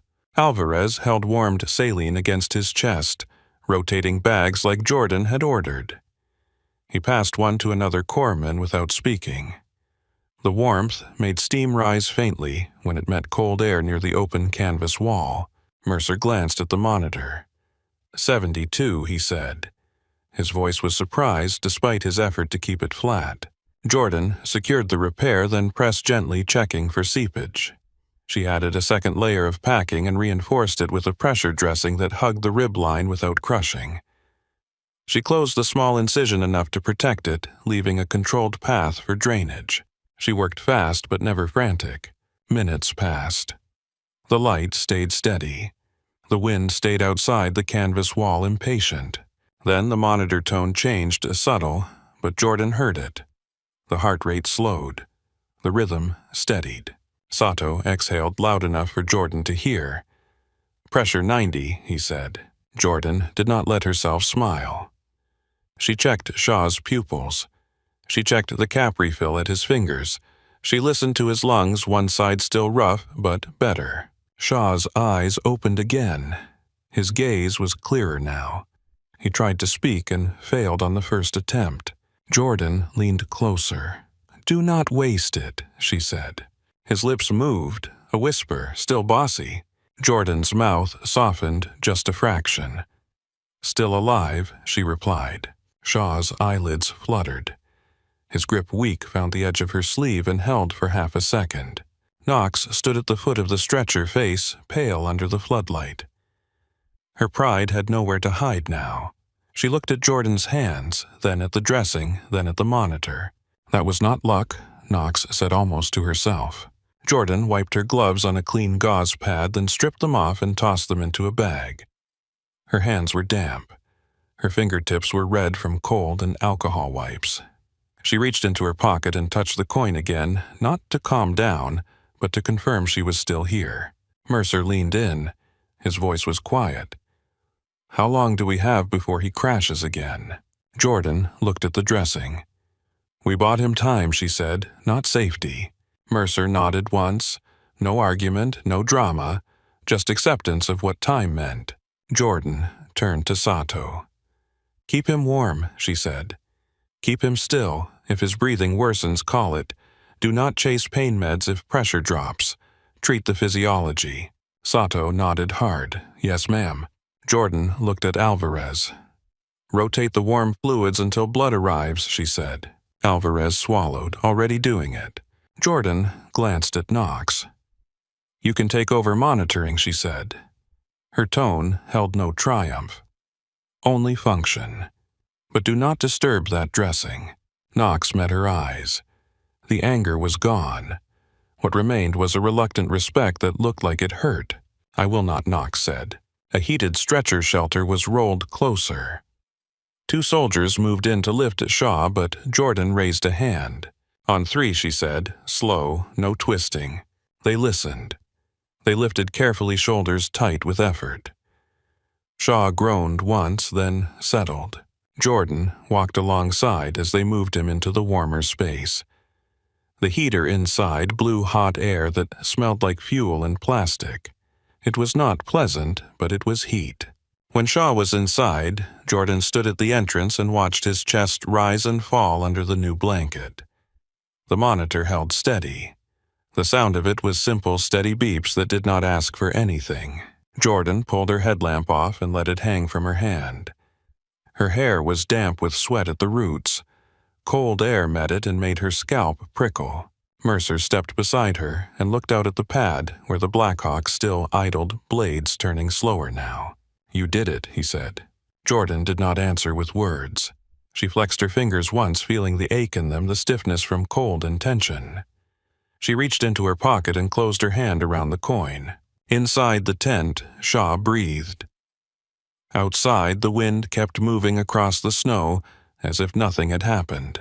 Jordan stayed at the entrance of the warming shelter with her headlamp dangling from her fingers. The plastic casing was slick with sweat. The strap had left a faint red line across her forehead. She watched Ethan Shaw's chest rise under the blanket, slow and uneven, but steady enough to count. The monitor's beep kept time with the heater fan, a stubborn rhythm in a place that smelled like fuel and wet canvas. Mercer stood beside her shoulders, squared, eyes on the stretcher as if he could hold the numbers in place by refusing to look away. When he said, "You did it," it sounded less like celebration and more like relief he did not trust yet. Jordan flexed her fingers again. The joints ached. The pads of her fingertips felt raw from alcohol wipes and cold air.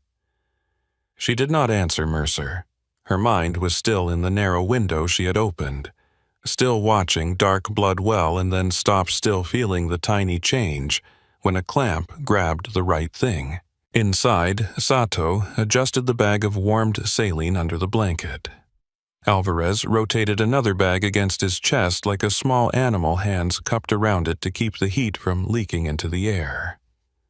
Knox stood near the foot of the stretcher, arms folded tight, not defensive now, just holding herself still while she watched a patient who had been slipping away a few minutes earlier. Shaw's eyes opened halfway.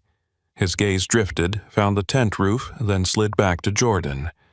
He looked older than he had in her memory. The skin around his eyes lined in a way it had not been when she last saw him under a red cabin light. His lips moved. "Hey," he whispered, and it came out thin. Jordan stepped closer so he did not have to spend air on volume. "Stop talking," she said. His mouth twitched. "You always say that." Jordan placed 2 fingers on his wrist again, light as a promise. The pulse was still fast, but it no longer felt like it might vanish if she blinked. "Save it," she said. He swallowed. The movement made him wince, but his eyes stayed on hers. "I knew you would," he said. Jordan's throat tightened. She lowered her gaze to his chest and adjusted the edge of the blanket instead. "Keep your hands still," she told him. "Let them work." Shaw's eyelids fluttered. He exhaled long and shaky. His grip loosened on her sleeve until it was only fabric resting against skin, then nothing. Jordan stepped back out of reach and turned slightly toward the opening of the shelter. Cold air rushed in around her like water. It felt cleaner than the heater air. It also felt like a blade. Mercer followed her out, stopping just beyond the canvas edge. Wind tugged at his jacket. Floodlights turned the snow into a hard white field. Jordan finally let herself breathe all the way out. Her shoulders dropped a fraction. Then a tremor ran through her hands as if her body had been waiting for permission to shake. Mercer noticed. He did not comment. He angled his body, blocking the wind from her for a second the same way Ray Dalton had done in the parking lot. Jordan pressed her palm to her jacket pocket. The coin was there, still warm. She wrapped her fingers around it and held on until the tremor slowed. "I need water," she said. Mercer nodded and motioned to an operator nearby. Within moments, someone handed Jordan a canteen. The plastic was cold and gritty with snow. She unscrewed the cap and poured a small stream onto her hands. The water burned where the skin was cracked. She rubbed her palms together anyway, watching diluted blood stain the snow beneath her boots a pale pink. The smell of blood rose and vanished in the wind. She rubbed harder, as if pressure could erase what she had touched. Mercer watched her hands. "You do this a lot," he said. Jordan glanced up, eyes sharp, despite exhaustion. "Wash," she replied. Mercer's gaze held hers. "Try to forget." Jordan looked back down at her fingers. Under the nails there were faint shadows that water could not reach. She took a small antiseptic wipe from Mercer's offered pouch and scrubbed until her fingertips stung again. "Some things do not come off," she said, voice quiet. A vehicle engine approached, low and heavy. Tires crunched over packed snow. A military truck rolled up near the light tower and stopped. The door opened. A man climbed out, tall, heavy coat, zipped high-rank patch visible even in the glare. He walked toward them with purpose, not hurried, but immediate. Knox stepped out of the shelter behind Jordan and Mercer. Her posture changed when she saw the man as if she had been bracing for this moment. She straightened, face set. "Colonel Reyes," Knox said. Colonel Daniel Reyes did not acknowledge Knox right away. His eyes went to the shelter entrance, to the medics moving around the stretcher, to the monitor's steady line. Then his gaze landed on Jordan.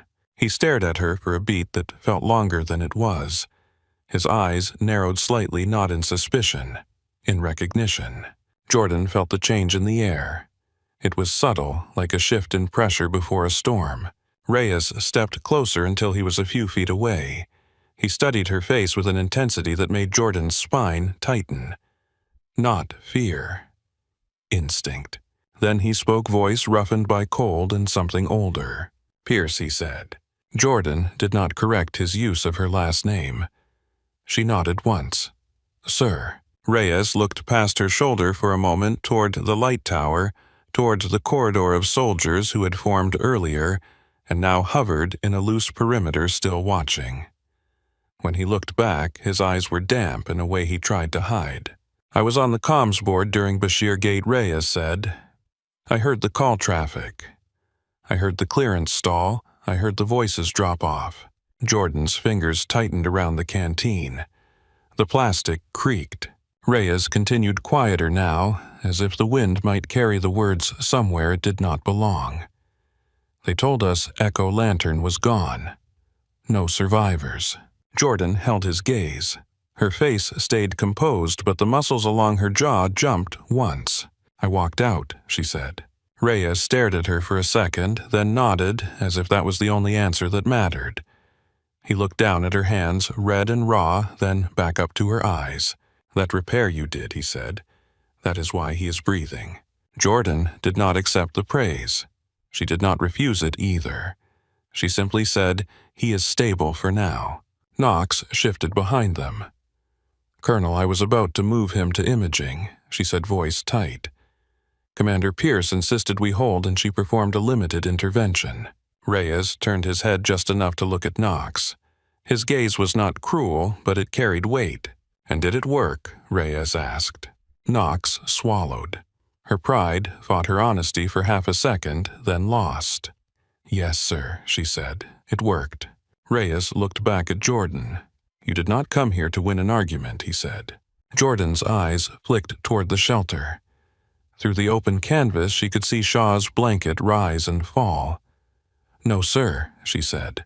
I came because he asked. Reyes held still for a moment, then took a breath like he was about to step into something formal. His shoulders squared. His posture shifted from private conversation to command. He turned to the soldiers gathered around the pad and raised his voice, letting it carry. All personnel, Reyes called. Attention. The response was immediate. Boots adjusted, bodies aligned, conversations stopped. Even the wind seemed to hesitate around the sudden stillness. Reyes faced the group, then angled his body toward Jordan. Present arms, he ordered. The soldiers moved as one, crisp and exact. Rifles lifted. Hands snapped into position. The sound of it was a single sharp motion multiplied. It made Jordan's stomach drop in a way she could not control. Reyes brought his own hand up in a salute. Lieutenant Commander Jordan Pierce, he said, voice steady. On behalf of this base and every person who will go out breathing because of what you know, thank you. For a moment, Jordan could not move. The cold pressed at her eyes. Heat rose behind them anyway. She felt it sharp and unwelcome. Her mind tried to fill the space with faces. People in dust-stained gear. A hand reaching out and then slipping away. Voices that had cut off mid-sentence. Jordan's fingers found the coin in her pocket without thinking. The nicked edge bit into her palm. She lifted her hand and returned the salute. The motion was clean, precise, like she had never left. Like her body remembered even when her heart wanted to forget. Reyes lowered his hand. The soldiers lowered theirs.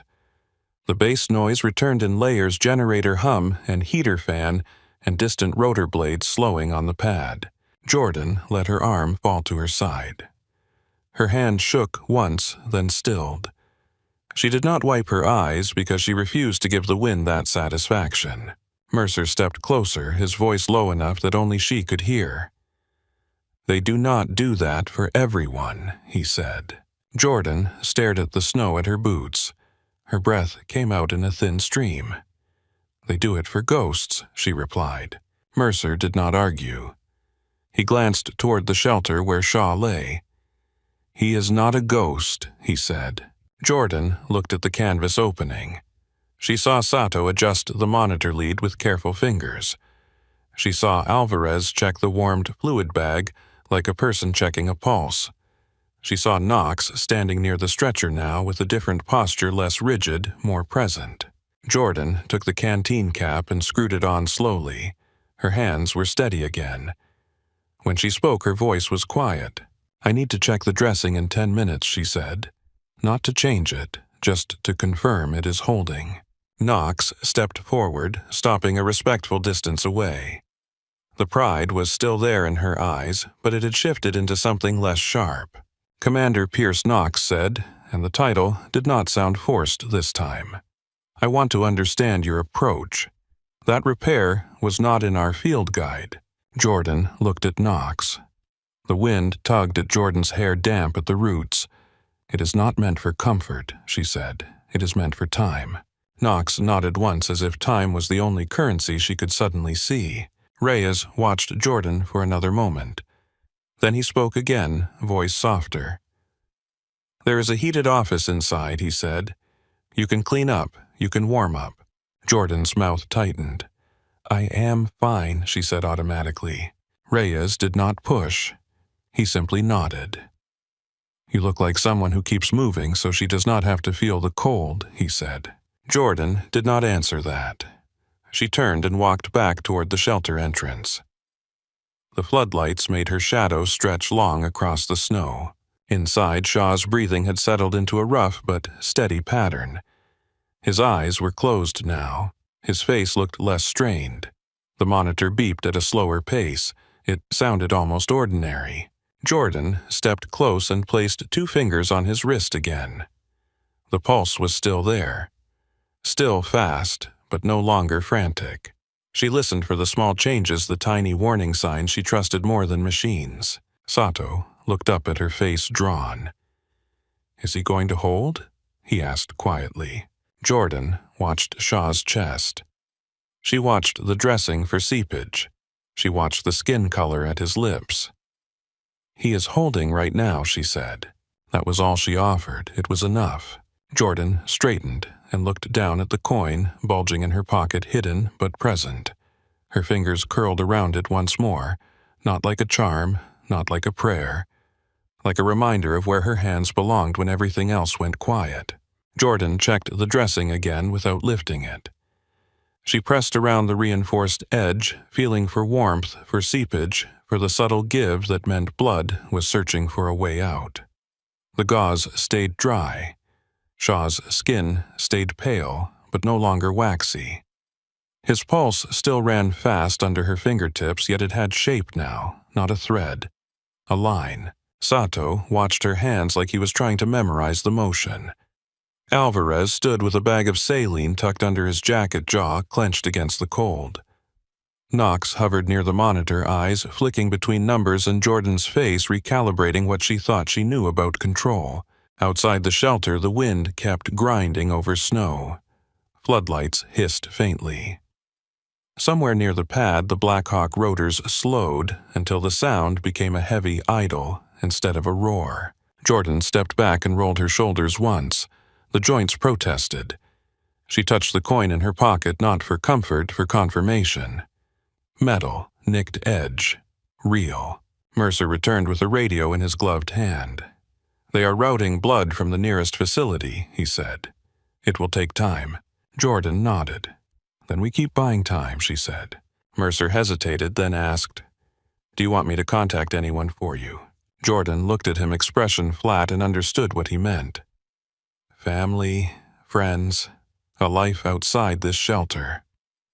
She gave a small shake of her head. "No," she said. Mercer did not push. He turned away and spoke to a runner, giving quiet orders. People moved, boots crunching. The base ran on action, not commentary. In Denver, the night shift at St. Elora tried to return to normal the way a shaken glass tries to become still. The trauma bay had been cleaned, drawers restocked the floor, left shining with a sterile brightness that made every scuff mark look like a flaw. The smell of disinfectant hung in the air with an almost smug certainty. In the staff lounge, someone had turned on the television. The volume was low, but the captions ran fast. A local anchor stood in front of a map of the city, hair perfect, eyes wide enough to look concerned. Breaking. Unscheduled military aircraft landing at St. Elora Medical Center. A shaky video played. A Black Hawk dropping into the emergency entrance like it owned the night. A spotlight, snow exploding into the air. Figures running. A line of soldiers saluting a woman in scrubs who looked like she wanted to disappear into the light. A nurse covered her mouth with both hands. Another whispered, "That is our parking lot." Marcy stood at the back of the room with her arms folded tight. The video played again from a different angle, filmed from inside a car. The sound was mostly rotor wash and distant screaming, but the scene was unmistakable. Dr. Tessa Nguyen stepped in and stopped beside Marcy. She did not speak right away. She watched the woman in the video Jordan take the headset and climb into the helicopter with her head down, moving like she had done it before. Tessa exhaled through her nose. "They saluted her," she said. Marcy's voice came out thin. "They called her Commander." Tessa kept her eyes on the screen. "Weller filed an incident report on her," she said quietly. Marcy did not answer. Her jaw tightened. The coffee in her hand shook slightly, then steadied when she set the cup down. Across the hall, Dr. Grant Weller stood in the nurse station with the phone pressed to his ear.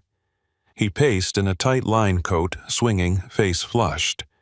He spoke in clipped bursts. "Yes. I understand it is unusual. No, I did not authorize it. Yes, I said she was not cleared. We have protocols. We have liability." He stopped pacing when he saw the video on a monitor in the hallway outside the lounge. He stared at his own hospital entrance lit up like a war zone.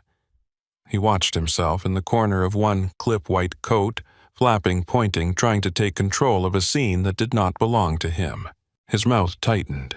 He turned away sharply and kept talking into the phone as if the caller could not hear his pride splintering. In the security booth at the front gate, Ray Dalton sat at his desk with his logbook open and his coffee cooling.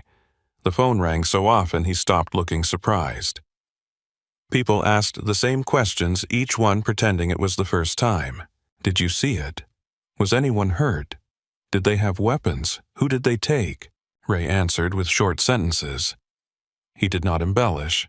He did not soften it either. They asked for her by name, he said for the fourth time. They called her Lieutenant Commander. I pointed. She went. A pause. Then, no, she did not look happy. She looked focused. Someone from administration asked him if he had allowed the helicopter on hospital property. Ray stared at the receiver for a moment, then spoke slowly. I did not wave in a helicopter, he said. I kept civilians from running into blades. The line went quiet. Ray set the phone down and rubbed the bridge of his nose. Through the small window, he could see the fresh tracks the Blackhawk had left in the snow near the ambulance bay. The snow was already trying to fill them in. Upstairs, behind a heavy office door, the hospital director, Alan Hargrove, sat under warm lighting with two assistants hovering nearby. A laptop played the same video clip on repeat. Each replay made Hargrove's forehead shine more. On his desk lay a stack of printed reports, incident reports. Write-ups, disciplinary notes. Jordan Pierce's name appeared again and again, always paired with words like unauthorized insubordination, protocol deviation. Weller's signature sat neatly at the bottom of several pages. Hargrove flipped through them with quick fingers, then stopped when his phone buzzed. A message from the board. Another from legal. Another from public relations. He opened a new email and found a brief note from a federal liaison office, requesting confirmation of helipad clearance and secure access protocols for uniformed personnel. Do not obstruct. Hargrove stared at that line as if it had been written in another language. He swallowed and reached for the phone on his desk. When the call connected, he spoke with a politeness that was too sharp. This is Hargrove, director of St. Elora. Who am I speaking with? A voice answered calm and firm with no interest in his title. Chief Logan Mercer. Special Operations. Hargrove blinked hard.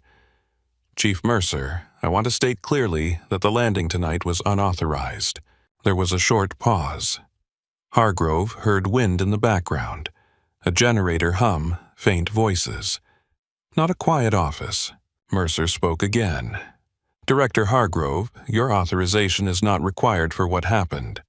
Your cooperation is. Hargrove's throat tightened. This is a civilian hospital. Yes, Mercer replied. That is why I am calling. Your staff attempted to interfere with a medical extraction. I want your assurance that it will not happen again. Hargrove glanced at the reports on his desk at Weller's signature, at the words that now looked fragile and stupid under the glow of his lamp. I will review the matter, Hargrove said. Mercer's voice did not change. Review it quickly. The call ended. Hargrove held the phone for a second longer, listening to the deadline, then set it down with care as if slamming it might summon the helicopter back into his office. In the nurse station, Weller finally hung up his call and planted his hands on the counter. His knuckles whitened. A resident asked him if the patient from the pile-up crash was stable now, trying to keep the conversation on medicine. Weller snapped, "Not now." The resident stepped back, eyes lowered. Tessa passed behind Weller carrying a chart. She paused long enough to say, "She saved 3 people tonight," in a tone so neutral it barely sounded like a challenge. Weller's eyes flicked to her. She broke protocol. Tessa nodded once. "Yes," she said, and kept walking. In the lounge, the television anchor repeated the same phrases with fresh intensity. Military officials have not yet released details. Witnesses report a nurse was escorted from the hospital entrance under armed guard. A nurse whispered "armed guard" like the words were a sin. Marcy rubbed a hand over her face. "They were not guarding her," she said under her breath. "They were clearing space." Ray stepped into the lounge doorway and watched the screen for a moment. No one noticed him at first. When they did, the room quieted. A nurse turned to him, eyes wide. "Ray, is it true?" Ray nodded once. "It is true," he said. Someone else asked, "What did she do?" Ray looked at the frozen image on the television, Jordan's small figure under the spotlight, head bowed against rotor wash, moving toward the open helicopter door, as if the noise belonged to her. "She went," Ray said. "That is what she did." The room stayed quiet after that. Back at the base, Shaw stirred in the shelter and made a small sound of discomfort. Jordan stepped in immediately and leaned over him. Her headlamp was off now, hanging at her side, but her eyes did not need light to find trouble.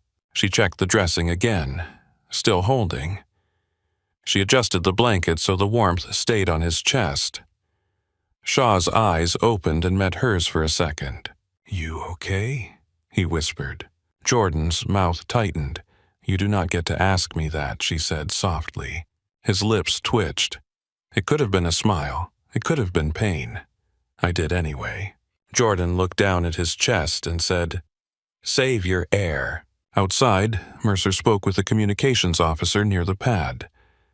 Jordan could not hear the words, but she saw the officer gesture toward a tablet screen, saw Mercer nod once with that same controlled decisiveness.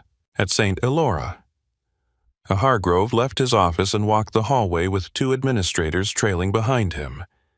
They moved past nurses and residents who pretended not to stare. Hargrove's shoes clicked too loudly on the polished floor. He stopped at the security desk, looked at the monitor that showed camera angles of the ambulance bay, and watched the empty space where the helicopter had landed.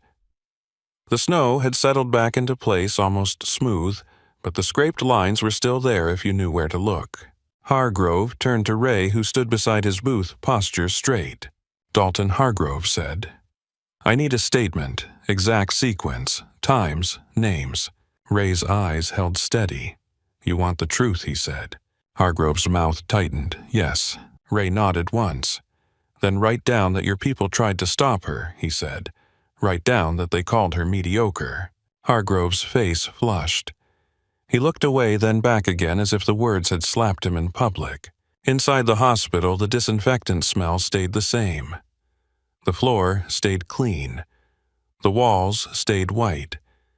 But the air had changed anyway. It carried something new, sharp and unsettled, like the moment after a siren fades when you realize the danger never left it, only moved to another street. By dawn, the wind at the staging site had eased into something steady. The floodlights were off now, leaving the shelter in a softer glow from a single lamp hung on a tent pole. Inside, the air still smelled like warmed plastic and antiseptic wipes, but the sharp edge of panic was gone. Ethan Shaw slept in short stretches, waking only to shift and wince, then settling again when Sato adjusted the blanket. The dressing held. The monitor numbers stayed stubbornly alive. Jordan sat on an upturned case near the stretcher, hands wrapped around a paper cup of water that had long since gone cold. She did not drink it.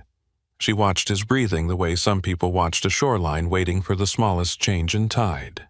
Colonel Reyes came by once, quiet his boots, leaving small wet marks on the shelter floor. He looked at Shaw, then at Jordan. "Transport is ready," he said. Jordan nodded. He can move if they do it slow. Reyes glanced toward Knox, who stood near the monitor with a clipboard she had not written on in a while. "She agrees," he said. Knox's chin lifted a fraction. "I agree," she corrected, but the heat had left her voice. She looked at Jordan's hands. "I will not let them disturb your dressing." Jordan did not thank her. She simply said, "Good." When they moved, Jordan counted in her head. 1, 2, 3. Lift. No twist, no bounce. The stretcher rolled with a careful steadiness that felt almost tender. Shaw's eyes opened once as the cold air touched his face outside the shelter. He found Jordan beside him. "Still here," he whispered. Jordan walked with her hand on the stretcher rail. "Keep your eyes closed," she said. His lips twitched. He obeyed. They loaded him into a transport vehicle with heat and straps and more equipment than Jordan had seen in the shelter. The inside smelled like clean fabric and warmed air. Sato climbed in, then Alvarez, then Knox, with a bag of blood held like a fragile thing. Jordan stayed outside until the doors were about to close. Shaw's eyes opened again, heavy but clear enough. "You should go," he said. Jordan's fingers tightened on the rail. "I'm going," she replied, and stepped back so the doors could shut. When the vehicle pulled away, Mercer stood beside Jordan on the packed snow. "You can ride with them," he said. Jordan stared at the tire tracks as they carved forward, then filled with falling snow. "I am not needed in that box," she said. Mercer studied her face, then nodded. "Then I am taking you back." The flight back to Denver was quieter.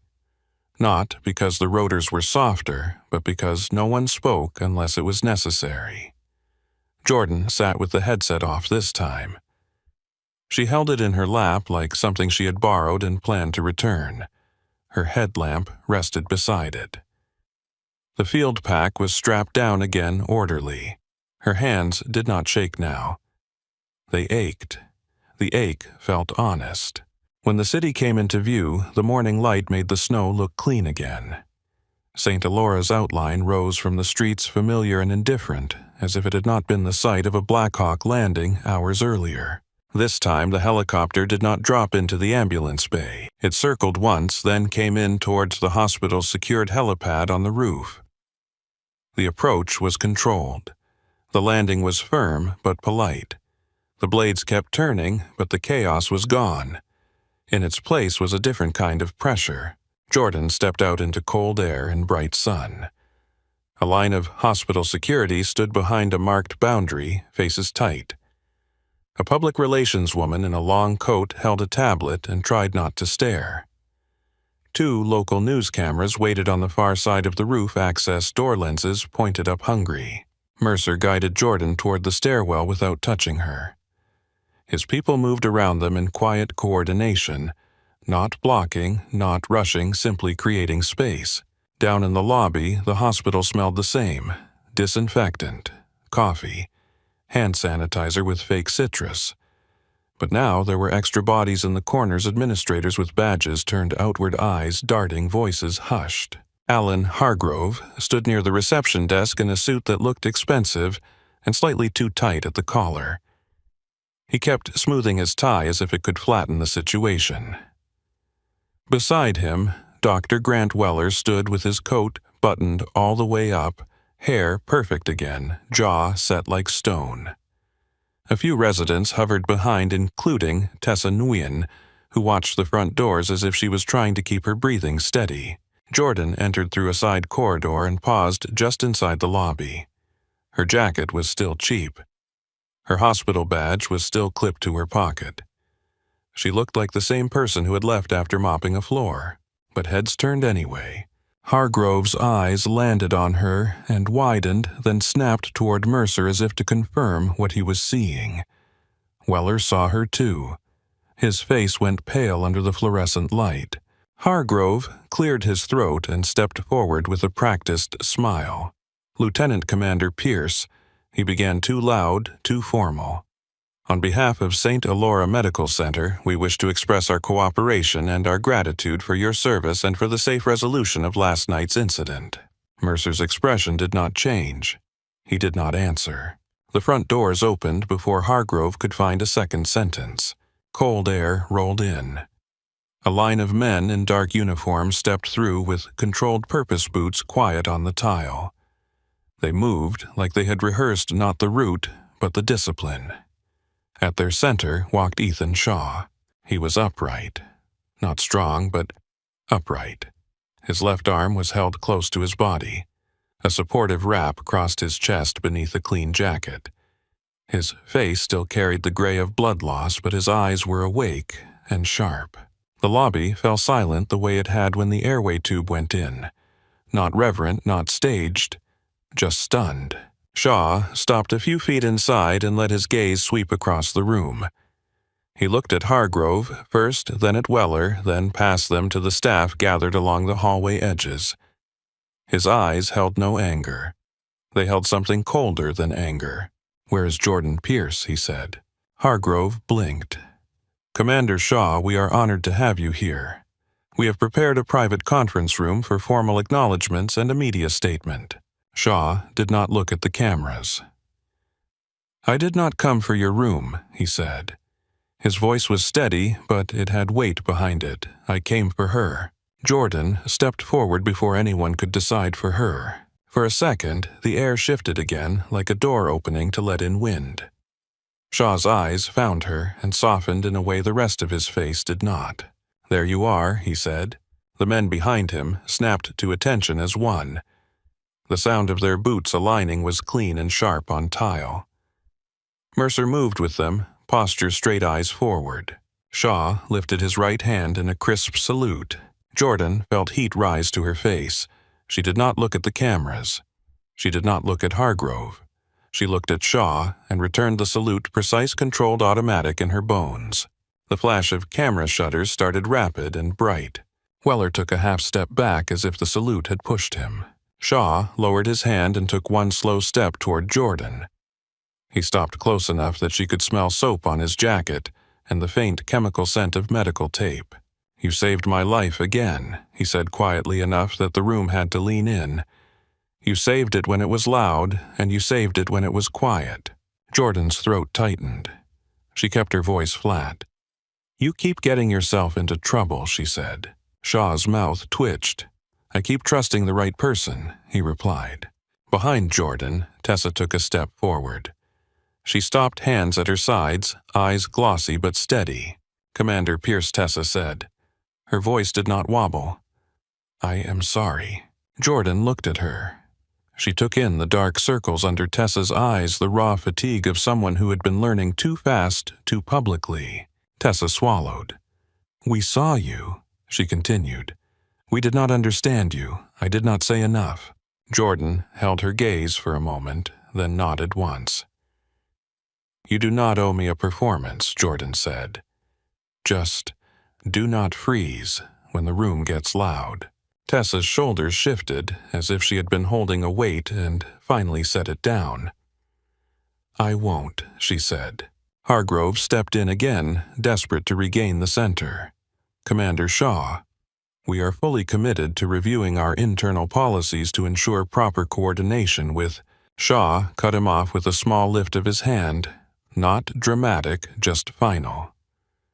"Your policies did not stop a patient from dying," he said.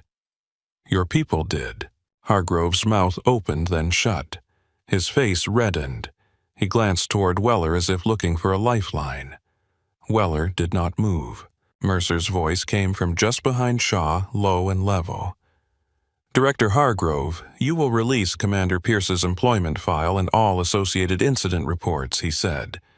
Immediately, Hargrove stiffened. "Those are internal documents." Mercer's eyes remained calm.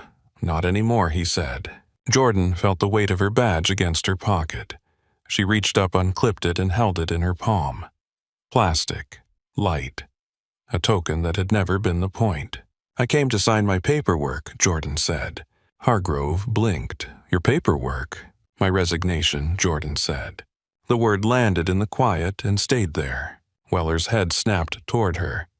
"You cannot just walk out," he said, voice too sharp. "You have obligations." Jordan looked at him. His eyes were bright with fear now, no longer hidden behind authority. She did not raise her voice. "I fulfilled my obligations," she said. Weller's face tightened. "You broke protocol." Jordan's fingers found the coin in her pocket through her jacket, pressed it once, then let it go. "You can keep your forms," she said. "I do not need them." She turned away from him without another word and walked toward the administration corridor. Marcy appeared from behind a doorway, eyes tired, face drawn. She watched Jordan approach with something like regret. Marcy spoke softly. "They are waiting in the office." Jordan nodded and kept walking.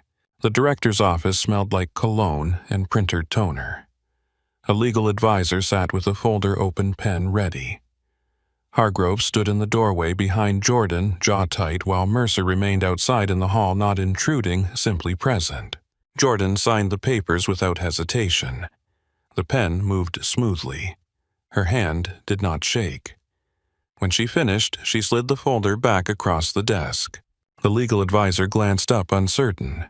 "Is there anything you want to add?" she asked. Jordan thought of mop water turning pink, of Weller's voice saying, "Stay in your lane," of a woman's lips turning blue while someone searched for an order set. She kept her face neutral. "No," Jordan said. She tucked the coin deeper into her pocket and walked out. In the lobby, Shaw waited with Mercer and Reyes. The cameras were still there, but they felt farther away now, like another room behind glass. Shaw watched Jordan approach. "You are leaving," he said. Jordan stopped in front of him. "I already did," she replied. Shaw nodded once as if he had expected it. "Good," he said, and did not explain. He did not need to. Reyes stepped forward and held out a sealed envelope.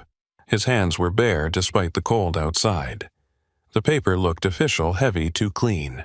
"This came through channels that do not like waiting," Reyes said. Jordan took the envelope. She did not open it in the lobby. She just felt the weight of it. Mercer spoke quietly. "A car is outside," he said. Jordan looked past them to the front doors. Snow fell lightly, now slow and clean. For a second, it looked like nothing had ever happened here. She walked out with Mercer at her side, and Shaw stepped behind, moving careful but upright. The doors opened, and cold air hit her face. It felt honest. It smelled like winter and exhaust and distant city smoke. Outside, a dark vehicle waited at the curb. 2 operators stood near it, posture relaxed but attentive. Jordan paused at the top of the steps and looked back once through the glass.